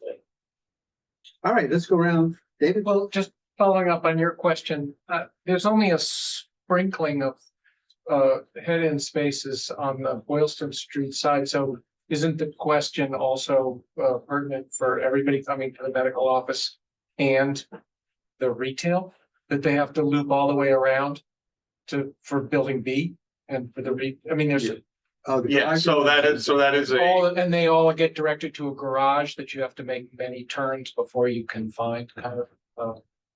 Yeah, certainly the garage and the direct entry for the garage does require going to, you know, the rear of the site. That was kind of always, it was always going to be necessitated. We weren't really going to be able to put garage entries right on Route 9, nor were we going to be able to get sufficient surface parking directly off of Route 9 for that to be anything more than kind of an accessory. So we really have prioritized, even these surface spaces are really going to be more for short-term pickup drop off, you know, delivery drivers, as well as queuing for the valet. I think we see a high level of valet usage here for both the hotel and the medical office. So we saw that, you know, the ability to have cars kind of at a large pickup drop off area queue. And if you're coming directly into the site, you can either do the valet for a more immediate drop off, or you can turn to the garage entries on the side of the site. Yeah, I mean, I think everybody, we've talked so much about the Heath Street side, and this is very responsive, all the trees and the one lane and everything, but I think that another really significant change from the last version we saw is that the hotel presents itself to the public on Boylston Street. Yeah. With that, with the marquee and the drop off and everything. And for a hotel to not, because last time it was sort of hidden around the side. Yeah. And I do think that's, I think all of those are good moves, but I worry about, everybody else having their access and egress from the parking to be so sort of far away. Yeah. Okay. All right. Other questions, comments about Jens? Do you have something? I do have a comment. Please. I prepared the comment before I listened to your presentation. Tony, can you go back to the first view where you see the three buildings and Boylston Street. that, go back. Wait a minute, go back one. No, next one. That's the one. So, because I think my comments relate to this a little bit. So, I have lived in this area for over 40 years. There are people in this room who have lived here even longer. And so we really understand the geography of this part of town in a way that I think people who are not from the area may experience it differently. So I'm talking from my own experience. First, I want to say, what you've created is beautiful. I appreciate the fact that, that you want it to be beautiful for the people living in the neighborhood. I think that was really clear from your presentation. So I just want to do like a tale of two gateways. So Gateway East is the gateway to Boston, which is the largest urban area in Massachusetts. It's in an NBTA nexus of buses and trains. You can actually walk into the medical area from there. And the hotel that was built there is 10 stories high. And also when that was being discussed, Carlos was in it. I don't know who else in this room was. Mariah. Or Mark was it?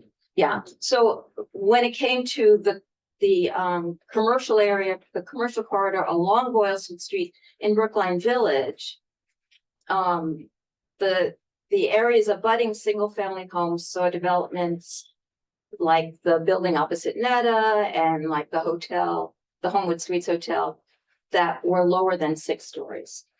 So now Gateway West Gateway West is the gateway to Newton, which is the Garden City. It is suburban. And it's characterized by little public transportation, bordering single-family homes and townhouses, largely car dependent, with, as we heard really eloquently before, considerable traffic on Route 9, which is complex to deal with, to say the least. So, you know, as a resident, I'm really appreciate the developer's willingness to discuss proposals with the neighborhood. You know, you see many neighbors here. And I do wonder how this connects to the broader area in terms of just feel and sense. So right now, looking at this picture, to me, it feels like the 5-acre site is being treated like an undeveloped island in the middle of nowhere. It is so different. And the building that you have on the other side of the hotel, that's not going to come down. That's one of the more recent developments. That's the healthcare facility that's there. That right now is really setting the height for the area, along with the developments that are further down towards Hammond Street, which are at 6 stories high. So I guess my questions are really not so much how this development happens. It would be beautiful in Boston, but you know, I honestly don't see how it relates to any other feature in here. It doesn't relate to the street, which has more open lower buildings. It doesn't relate to the houses on the west side, which are 2-story townhouses. It doesn't even relate to the other commercial area, which according to the zoning that we discussed, is not going to permit 14-story buildings. So I really want to better understand how this fits into this part of Brookline. And so that's my question. Yes. Other questions? Just, so there's proposal between, building, Airbnb to have about 53,000 square foot of retail. And do you anticipate that's all going to be, focused then on the, front facing on the, center plaza? I think we anticipate it'll be probably a mixture. Let me go to a good top-down view. A mixture of, you know, some of these spaces, particularly these corner spaces, having Boylston Street frontage with some smaller scale versions of Building A having plaza focused frontage. Like we kind of mentioned, right now the general kind of thinking has been Building A being a better fit for the smaller scale retail, the more boutique, you know, 2,000 to 4,000 square foot tenant. And then with the hope with the 2-story was that Building B would be for a larger scale, 1 to 2 tenants, likely multiple floors with some internal stairways. So I think that'll depend on kind of where the tenancy picture comes together. But I think we're certainly planning for at least some portion of this space to have predominantly courtyard frontage. But I think that's also why we talked about before. I think having some kind of shared signage solution so that even if a tenant doesn't exactly have direct Boylston Street frontage, it still has visibility and you know, kind of awareness from passing car will be important to kind of the success of the retail. Yeah. And you have fairly significant amount, 211 or so spaces underground. Are you going to be able to take advantage of the grade changes there to create that underground space, or is that going to? Predominantly, it's not going to be a perfect, you know, there's also a significant amount of, there's a grade change. There's also the current site has some level of not fully below, but partially below grade parking that we tried to position it in a way to take advantage of that. So that's why we're doing, you know, currently there's only one level of below grade that exists in the current, which is trying to utilize that. Once you get too much deeper, then it would involve a lot more excavation. Can't promise that there won't be any additional, it might, but it would be more like a few extra feet as opposed to a whole level being removed. Mariah, so who calling the second? Mariah? Thank you. I just wanted to say that I really appreciate this design compared to others. that I've seen. I haven't been at every meeting, but this one feels much more responsive to the community desires, in spite of what Janice is saying, which I understand and appreciate.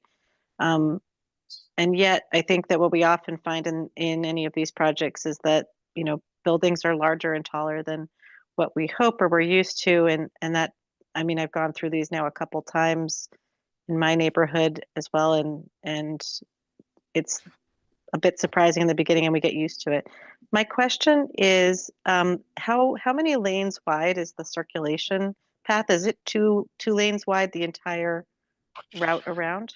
I appreciate that. Thank you. That's a great question. So the intention right now is that this front area would be 2 lanes wide, so that anyone kind of coming in and out of these drop-off areas doesn't necessarily block all of the circulation. But then as it gets to this side, it would narrow to 1 with a little more width allowance for people to come into this garage.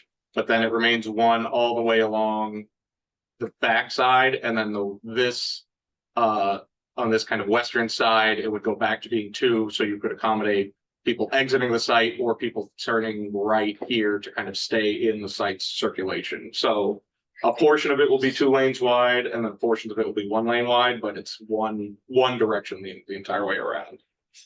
My only response to that is just, of course, like I understand the tension of multiple lanes versus 1, but given how critical it is to the site to be able to make that complete loop, it seems challenging to have it down to 1 lane. If there should be any obstruction, people are basically stuck, given the way that I understand this site is laid out. Yeah, and I do want to say that it isn't so, it is still 1 lane and it's intended for 1 lane. That's not to say that, you know, it's so narrow that it's like like an HOV lane. Like, you know, there still will be opportunities for people to kind of pull to the side or traffic to get around if there's any kind of stoppage for whatever reason, but just for the actual intended circulation of it, it'll be meant to be 1 lane again, just to kind of create that simplicity, even if it might come with a little more queuing. I think people's clarity of which direction they're looking to go on any given intersection will be a lot smoother and a lot quicker. And I think you'll see a lot more fluid movement through the site, even if it is 1 lane as opposed to 2. Yeah, we're showing right now, and again, this is at a very conceptual level in working by the landscape. So that 1 lane road right now, I believe is showing about just under 20 feet in width. So it's actually sufficient for a vehicle to go by as well. If somebody is stalled, there's not like if somebody stalls, they're stuck. So it's enough to go past vehicles. So in fact, it feels like 2 lanes in width, but it's really intended because, as Cliff said, to loop through. It's kind of a generous 1-way loop around the back, but we're not intending to squeeze so much out. That's not practical. The other concern is you've got to have a turning radius such that the moving van. Yes. Yes. Come We need Fire, both of those corners. fire apparatus, ladder. fire. Yes. It's fire too. And that is something that we touched on, but let me find the right. I'm sorry if I'm jumping around. So we are maintaining, you know, we talked about the access points to the site. So we are kind of raising the grade of the site in this corner so that this corner is both a handicap accessible pedestrian access as well as an emergency vehicle access, but it will be emergency vehicle only. And similarly, on this end of the site, we are going to introduce a ramp for handicap accessible pedestrian access to the site on either end, really kind of prioritizing that from either side of the site, where because obviously, you know, that's where the majority of the pedestrian traffic will be coming, from either side. And then so these stairs are kind of supplementary to that, not meant to be the only pedestrian access. But to the point on the emergency vehicle, we have kind of access, we have turning radius allowances on either corner as well as direct emergency vehicle access. And so if there's traffic in that thing and a fire engine needs to get by, there's space for the traffic to move over. Absolutely, And- yeah. okay. Yeah. I think the other point on that is follow what Chris said. So on the sidewalk access, so we'd like to try to maintain as much as possible slope sidewalk, eliminating handrails. So we want to work with the grade that exists along, because we know that East Street varies quite a bit. So we want to, when we get the edges there, we're trying to make it a slope walkway experience so people can access it very easily. I think the other thing I'll just point out here. So we know that the MBTA in the upper right-hand corner, we also intending to narrow you can see the little bit of the road So from a pedestrian standpoint, we're trying to make that a more pedestrian friendly crossing there. So it's going to create an enhanced experience at that corner. And then at the far left, we're proposing, for example, bike for the blue bikes and other types of things for pedestrians to take advantage of that too. So we're essentially trying to make as much as we can with respect to those two intersections, as well as to try to work with the grades as we can along Heath Street. Again, to make it as pedestrian friendly as we possibly can. You two folks ought to talk to each other about where to put that. So that's very good, certainly, but you should be thinking about that in conjunction with them and vice versa. Anybody else? Mark and then David? I think somebody asked a question about the comparison between the development proposal and the zoning. Yeah. Yeah. Can you answer that? Yeah, well, so just the primary conflict that still exists is that step-ins off of Heath Street. Whereas we currently have narrower portions going vertically that get closer to Heath Street than the last draft of the zoning would allow. But otherwise, we are within compliance on the height and the FAR and the uses and our and parking staying within the minimum and maximum bands. I think we'll have to kind of finalize our calculations when it comes to things like the percentage of open space that's landscaped versus usable on things like that as we drill into more detail of that. But we're certainly on all of these things. Anything that we're within a couple of tweaks of swapping out a section of paver for landscaping from being in compliance on any of those as well. So we're very close, I'd say, and under in many respects. So, Okay, Tom, did you have anything you want to ask? Or? One thing I want to just add, what is the current FAR? the FAR of this version is sidewide is 3.8. Okay. Wonderful. Yeah. Did you look like you might add something in the I'm going back into the weeds and that one lane. Yeah. What do you do with snow? So snow is always going to be certainly a challenge. I think we've gotten we definitely haven't gotten that far down the weeds yet. I mean, we've gotten some areas that are kind of to the side of that we can try to accumulate, as well as, we can, right now it's programmed for a lot of trees, but we can try to kind of move to some of these offsite areas. But yeah, that's certainly an area we're going to have to work with our facilities management to make sure we have a good plan for that. Mariah and then David, and then I want to take public comment if there is any. Thank you. My next question is, has anyone calculated the tax revenue that would be generated from this particular layout? Sure, Mariah. So, as everybody, I think is aware, we got a model from RKG Associates in the spring, and I've been taking the data from City Realty and plugging it into that model. The target revenue number that I've been using, and again, these numbers are tweaking a little bit and depending on sort of which variables you use, but the target that I've been applying is at least $5 million of annual overall revenue, including property taxes and excise taxes, net fiscal impact. So that is revenue minus the expected town costs, according to the RKG model, and we remain comfortably above that level. I'm not quite sure yet how much above that level, but certainly north of 5 million per year. Okay. Thank you. Yes.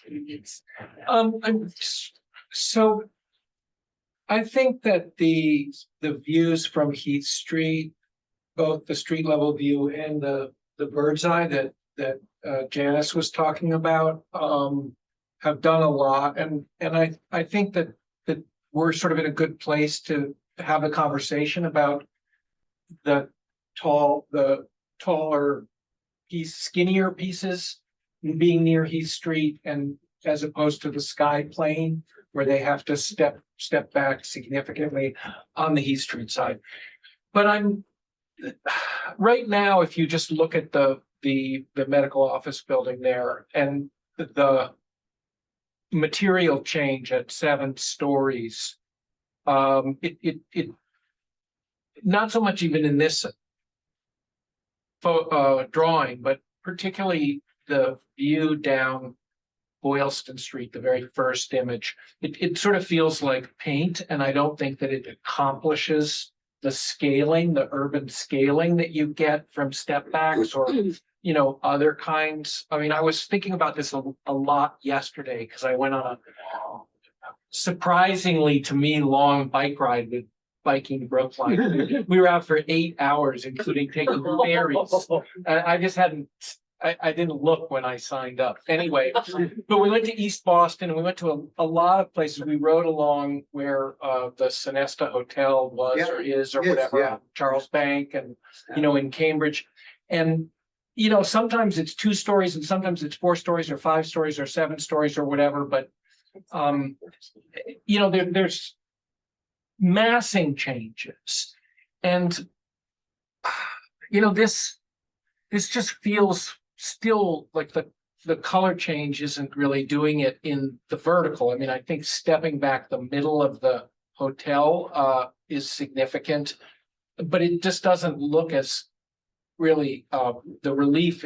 You don't see it here that you see on the images of the other side. And one of the things that I'm, kind of struggling with is the asphalt in front of the circulation on the front on Boylston Street isn't great urbanistically. We know it's right across the highway. There's an extra street on the street. And so certainly there's a precedent for having these. And from a traffic management standpoint, you can't do anything else except pull the cars off and then deal with them on the property. But I just wonder if in trying to address this to create more volumetric scale along the highway, I'm not sure the only choice would be to take away building volume, because I think there may be ways to creatively pull the lowest pieces forward.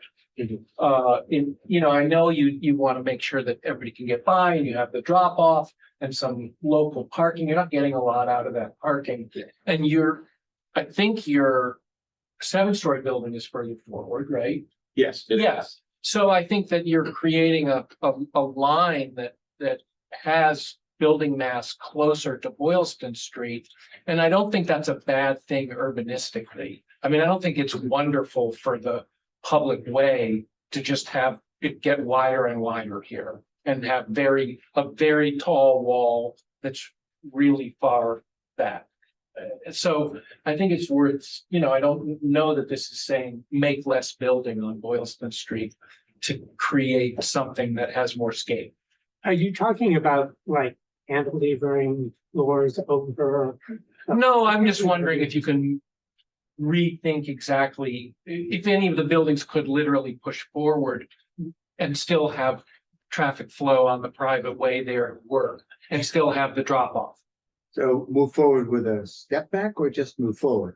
No. Keep the tower back where it is and move either the 7-story orange piece forward or a lower, or maybe it's 7 stories. That may be the right height for Boylston Street. Yeah. I mean, I've always felt like it's pretty high for Heath Street, 7 stories. But at any rate, because you had introduced right at the start, what we heard was to try to scale the building on Boylston Street, and I don't think changing color does that. That's all. Well, you're also, you're the architect, but it's not paint, it's a material, it's a change. Yeah, there's a material change and there is some break. It's just not to the same.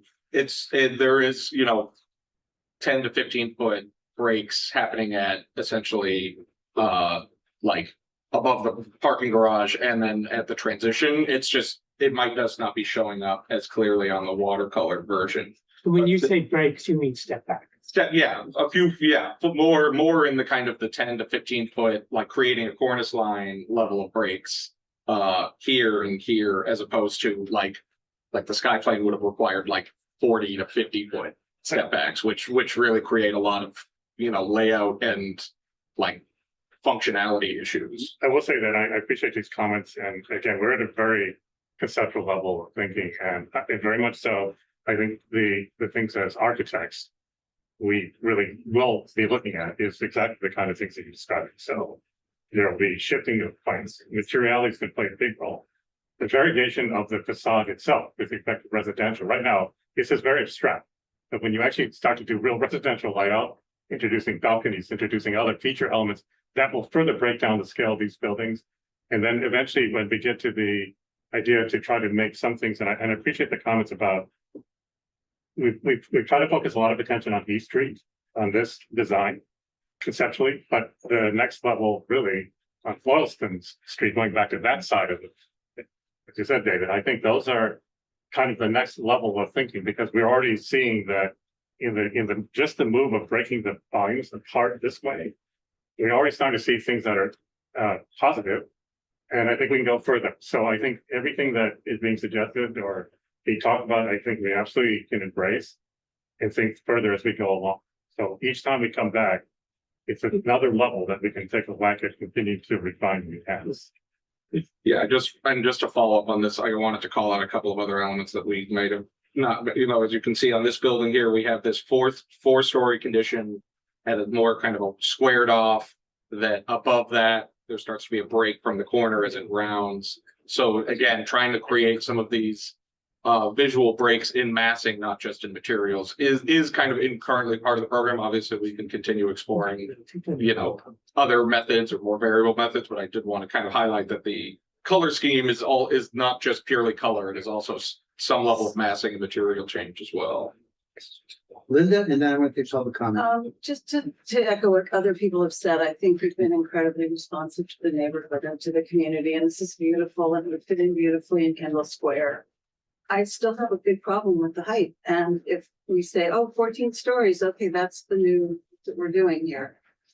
Why wouldn't we have an entire corridor of 14-story buildings in that section of Route 9? And maybe that's what people are hoping we will have. But it doesn't, back to what Janet said about Gateway East, why is Gateway West getting a different treatment than Gateway East got? And I think that the neighbors that I met with Jane and I met with some of the neighbors who kind of felt like this neighborhood is being treated differently, and that they, would probably accept a 10-story hotel. And I know that's not what you want to hear, but it's I'm really having a problem with the size of this. Public comment, question? Right? I'll make a comment mostly about the overall study here. I think that I think it's important to keep in mind that the proposed overlay gives an enormous amount of influence to property owners there in contrast to the current zoning. And that's fine. And obviously there's a trade-off the town wants for this. We're loosening up the types of uses. We need more housing in town. I think the broad support, I've supported, I think a lot of the neighbors support housing. And obviously we're looking for more commercial real estate taxes here. And so that's been the kind of focus of the study area here. And I looked through the zoning framework, and I think broadly, personally, I think it's well done. And I think that the place where I think I disagree, and I think you'll find the neighborhood disagree, really has to do with the height. And I think that there was a lot of effort in terms of stepping back. And I just hope that as this process moves forward, that you can reconsider the height, because I agree that I don't see any reason why the height here can't be no higher than what is done in Gateway East. 10 stories still is going to be higher than anything around here. Right. And so it's not like we're taking the position of, keep everything at no higher than what's already here in the neighborhood, which is like 3, 4 stories or 5 stories. I think that there's room for additional height, not because we want it, but because I think we understand that the town has some real needs here too, that we need to be responsive to. So I think I think this neighborhood's willing to step up and supports zoning change. And I really hope there can be more mutual agreement here, so that you get the net neighborhood behind you here. on this. And I want to say that I think you have been listening and, we do want to work with you on this thing. So, and I appreciate, a lot of what the developers come up with and in terms of the orientation of buildings. And I know that it's just a conceptual plan, so I know that in actually moving forward, there's going to be a lot of changes. And, it's not at this point of conceptualization. I think we're picking you in about what about this or that. But because I think it's really the overall framework, which is the thing that's most important to me and I think to the neighbors. And I think that largely comes down to height, not FAR. All right, it's almost 8 o'clock. Want to take Martha? Yeah, Yeah, and then- just Go ahead. to reiterate an appreciation for the concessions that have been made and the way in which neighborhood concerns have been heard. This is just so much better a plan than we've seen before. And I just want to echo the sense that there's a foregone conclusion about the zoning being at 14 and 12 stories. It's another vote on like, we're doing great, little too high, little too much for this area. All right, thank you. Mike, I Stephanie, just had just a question about building A. I just want to know how far away it is from the townhouses in Newton. Building A, building Is it- C is- Oh, building C, Building sorry, C. building C. this is holding a 40-foot setback on 40 the foot. western side. Okay, thank you. David, On this side, and then back here, it goes up to about like 110, 120 feet. I'm really looking at River Townhouse, the closest townhouse Yeah. to it would be 40. Well, that's 40 to the property line, and then another, I don't know how. 15, I think it's an issue. Yeah, another, 40 to the property line. yeah, Okay, 40 to thanks the a lot. property Thank line. you. so we have another comment online. Stephanie Walker. Yeah, Greg's gonna. Hi, this is Greg Hoffman, Stephanie's there you husband. go. I'm gonna just maybe make 2 points. I think I was kind of interested in, I think it was Maria. Would you please? Sorry? Just a little louder, please. Oh, sorry. I wanted to kind of go back to maybe Maria's question, I think, who was asking earlier about sort of the tax impacts for the town. I think kind of understanding that one of the primary goals is to kind of increase, net tax revenue, importantly. I'm just wondering whether we could, it would be interesting to see a couple of different scenarios, including maybe one that increased the amount of commercial, up to higher percentages, and reduced the residential. I'm just wondering if that could be a win-win both for the town in terms of increasing the net tax revenue and for the neighborhood by reducing the height by eliminating some of the residential properties. And I would be curious to see kind of those different scenarios as part of a proposal from the developer. And I think, I think this gets to maybe the broader question is that I think that, as I think you've heard from multiple folks on this call already, I think the proposal continues to be kind of not consistent with the character of the neighborhood. And I think I might be maybe a bit less generous than some of my neighbors. I think we've been extremely consistent for the last, 2 years as we've been engaging around this about the height being the primary concern for the neighborhood. And I think I'm, quite frankly, disappointed by what feel like sort of superficial solutions to that from the developer rather than really substantively engaging with the feedback that's been provided by both the sort of zoning proposal and by the feedback from the neighborhood.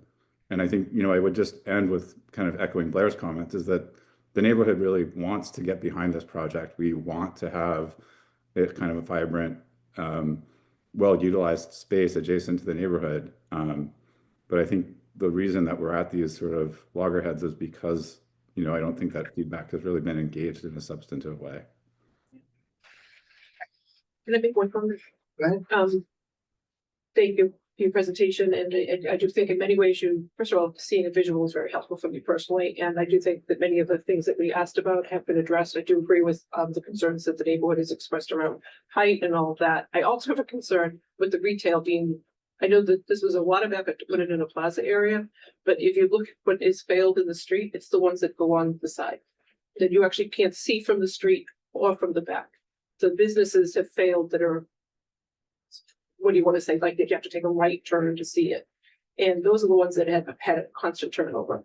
So I think in being responsive to this plaza, and maybe going back to David Pollock's comment, you know, maybe the plaza, I'm just gonna throw this out there, needs to look a little different so that you can actually see the retail, because I agree with, I think the walkers, but basically what they had said, which was, you know, this is mostly commercial or mostly retail, and we'd like to make sure that we have a vibrant side of the street, and the residents on this side of the street can enjoy this side of the street for the retail and not necessarily give all the business to Newton, right? So I think that I really keep that in mind about our tax base and about what this could look like. And I know that throws a monkey wrench into what you did as far as sensitivity to a plaza, but I think there's almost too much attention to a plaza without enough attention to, I probably would have driven by that if I didn't know it was there, type of thing. And that's what I would be concerned about.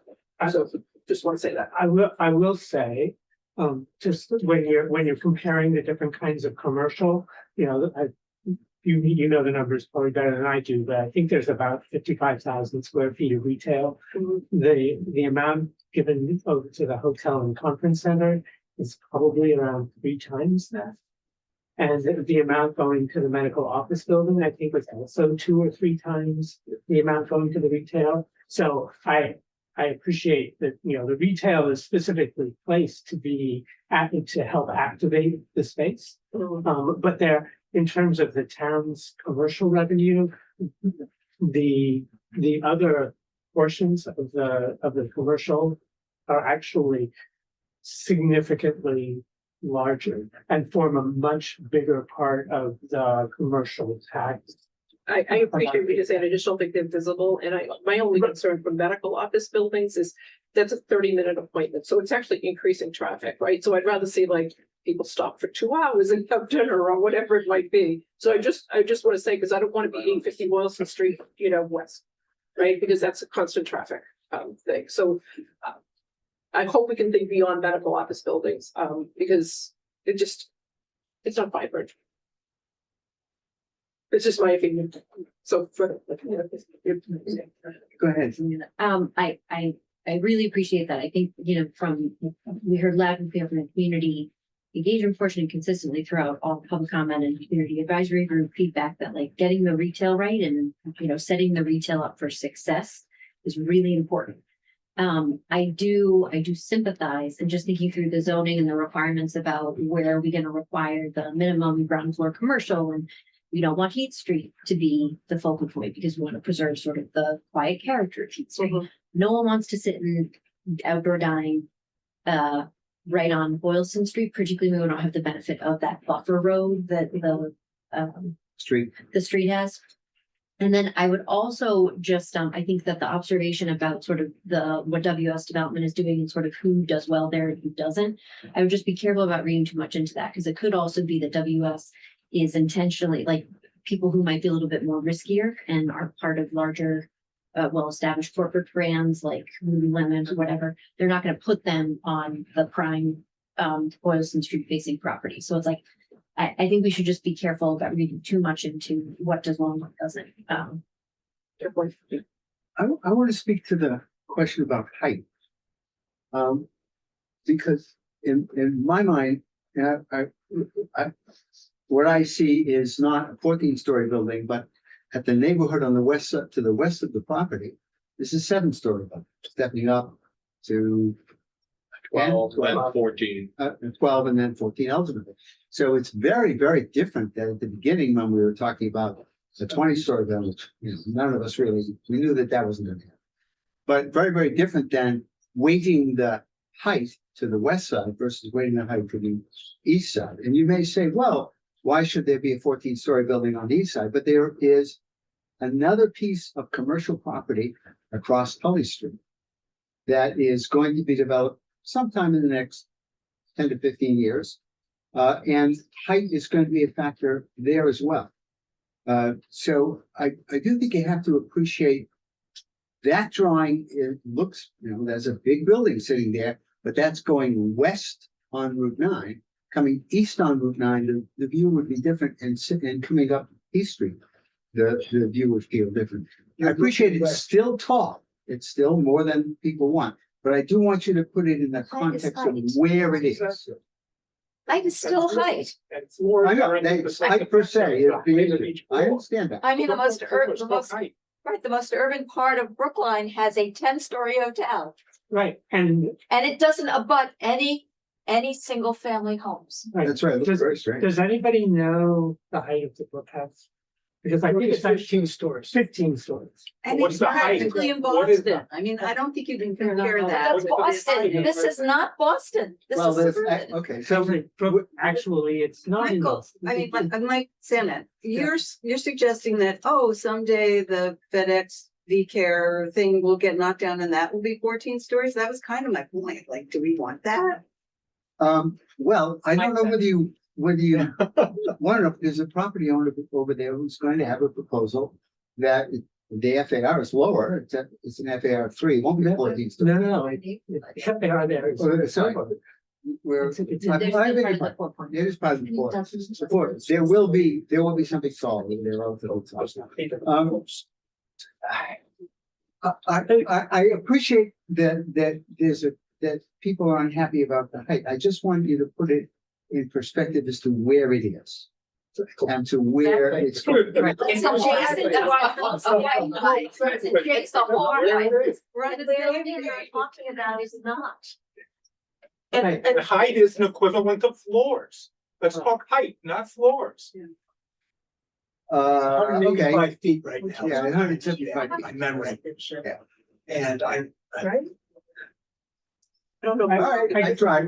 Yeah, I think I that guess- this is the time we're doing a plan, comprehensive plan. Yeah. Supposed to engage the neighborhood with the town wants. Right. And I think the neighborhood's gone, if you went back a year ago, everybody was like 6 stories, 5 stories, 4 stories. Right. And we've come a long way, I think, to see that we had to compromise in terms of height. Okay. And I think looking at this part of the town, relative to what's happening on the east end with what was just done with the Children's Hospital site and the Hilton Garden, I think it's a reasonable position. It's certainly not one that everybody loves, but we're coming to it to be compromised, to try to meet larger needs of the town, not just what is in our own personal interest. I think that's our point of view. Okay.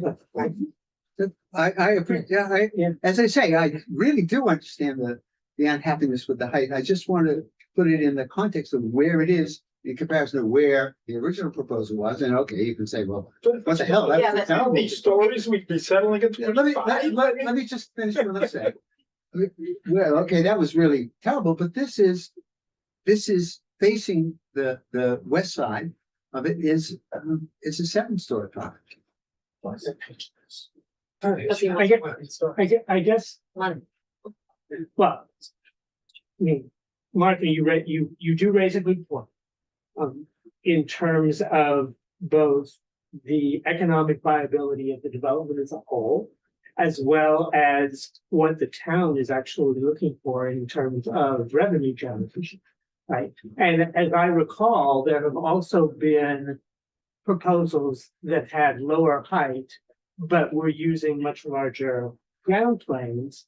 And you know, in those conversations, I believe the concern was either the circulation was poor or there was insufficient open space, because the trade-off between more open space, more green space, and having lower height is present in this development. It's part of the trade-off. So when can we go back to the picture that shows the level of green space? And then the next one, yeah, that one. Okay, that one. So for example, like all of the buffer on the west side, all of that green space is made possible within the context of the amount of development that we have because of the height, right? It enables us to have that level of green space, so that if we I believe if we tried to lower the height, then we would end up using that, because in order to both make the project economically viable and to make the project realize the development potential that the town is looking for its own revenue and for the vitality of the space, that's the trade-off that we are moving to. Don't you think 10 stories is a trade-off? 10 stories is just not built, It's not gonna be built. because once you get above 7 stories, you have to switch to steel or I'm very concrete. sure it doesn't happen. Yeah, it just. Right. Takes very unique, I mean, I know 10-story buildings have been built in the past, but that's the general rule and general market environment, it's just not feasible. So is Okay, 14 stories the lowest you could build and still expect to get the returns you want? I mean, again, similar to given some of the other requirements that have been put on, like minimum commercial requirements, green space requirements, tree canopy requirements. Like, those are all costs being borne by kind of the ground plane that have to be made up for elsewhere in the building. And so that's where that height came from.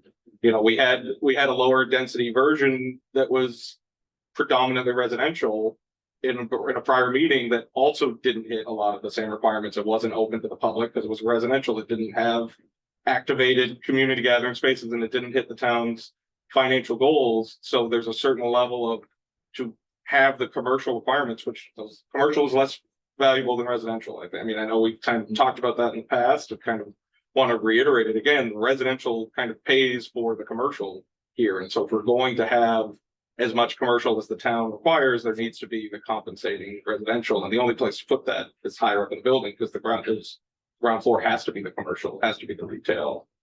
So that is where those trade-offs come to play. What I've been observing lately is that we talk about zoning and we have zoning committees, but we're actually looking at a development. The same thing is true with Clark Road. But we don't have to get into that, but I do have to say that where the hotel was built at the Gateway East, that zoning was put in place first. And then the hotel and the organization of the development came second. no, you're mistaken. Well, there's the answer. They were put together at the same time. No, but the one the next to White Place, the zoning was put in. But he's talking about the Hilton Garden Inn. But the that's Hilton something Garden put into Inn place was a with a very proposal on the specific table. proposal for the gas station redevelopment site. So that preceded the zoning. But you're right about They're trying the, to homestead. Yeah, So Right. basically, The what red we cap. have, You're talking what we about the have red cap Yes, site. the there. housing suites. is a It had the sky plan zoning first. question of veracity. Well, Because what happens is that, are you looking at a zoning bylaw? Are you looking at a zoning change, or are you looking at a development proposal? but that's been done on the Children's Hospital site was, the developer was at the table. Chestnut Hill Realty at the table for Walden Durgan. So it's not unique to Brookline that No, it's not unique. I'm pointing out that's the way we do business. but part of the reason that I think that has typically happened is because we actually are interested in seeing what development can happen. So if Well, it also happens so that you can make the zoning change and you don't get a challenge. So the zoning allows for the development. Right. The two things go together. the two things, Absolutely. that's right, the two things go together. But The problem is if you take the opposite approach and you put the zoning in without sort of having the developer present, then what you end up with, and I would point to Harvard Street as an example in this, is you end up putting in zoning, which, we agree is, fits the standard, but becomes not economically viable. So it ends up becoming zoning that doesn't lead to any production. Let's take a concrete example related to this. That we have a step back requirement from Heath Street in the draft zone. The developer is saying, rather than do that, which doesn't really work for us, can you do this instead? So the two, you can say the two are working together, the developer is shaping the zoning. Yes, but if you want development and you want to control that development, that's really the only way you can do this. These are complex things to put together. To put zoning together in isolation, what would we say about building height? What would we say about step back? We would have very little to look at. Or you might get a more creative proposal from another developer. I don't know. I think this is Mark's point, not to speak for him, but. Well, I don't know about another creative, they own the property. So we're working with the developer that God has given us. It's a question of value.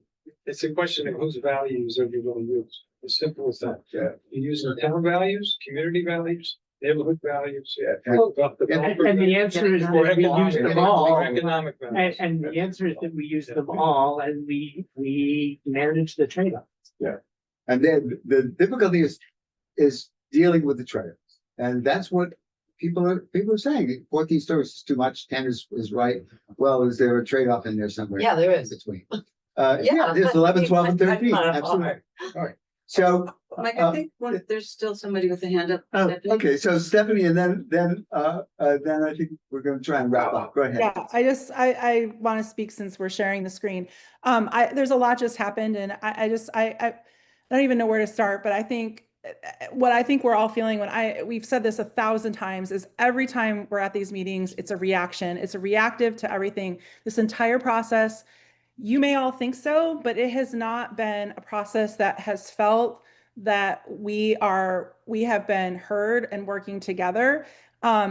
We've been reacting from day one from a 20-story building, and you're now thinking that 14 is a compromise, and we're saying, no, it's not, because we never agreed to that. And that started because the developers brought a proposal in, not because the zoning was at the forefront. If the zoning had been at the forefront from the beginning, that would have never been on the table. And so now we're in this place because of that, and that is not okay. And I want to just thank Mark for saying that, because it is about whatever people in this room and the town is going to value. You know, you're going to value the developer making money because they're in a tough spot because they bought something they can't handle now, or are you going to value a community of people who live here and who actually do have the perspective of where those buildings are because we live here every single day.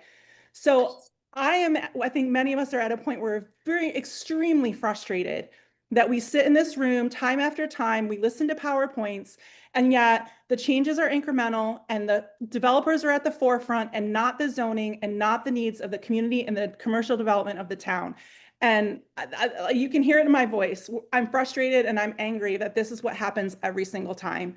And I think that if you want, as Blair said, us to be supportive, which we all really want to be, it's why we show up at all these meetings. It's not to just keep telling you again and again that the height is too tall. Is we want to be a part of the process until you actually start really listening to us and not showing up and doing walkthroughs and then not supporting us, that this is going to be a continued conversation. Thank you. Exactly. All right. Thank you all. I wish I could peel this back just a little bit to reflect again the compliments in spite of the buts that you heard, and I hope that people will go away with both pieces. Thank you very much.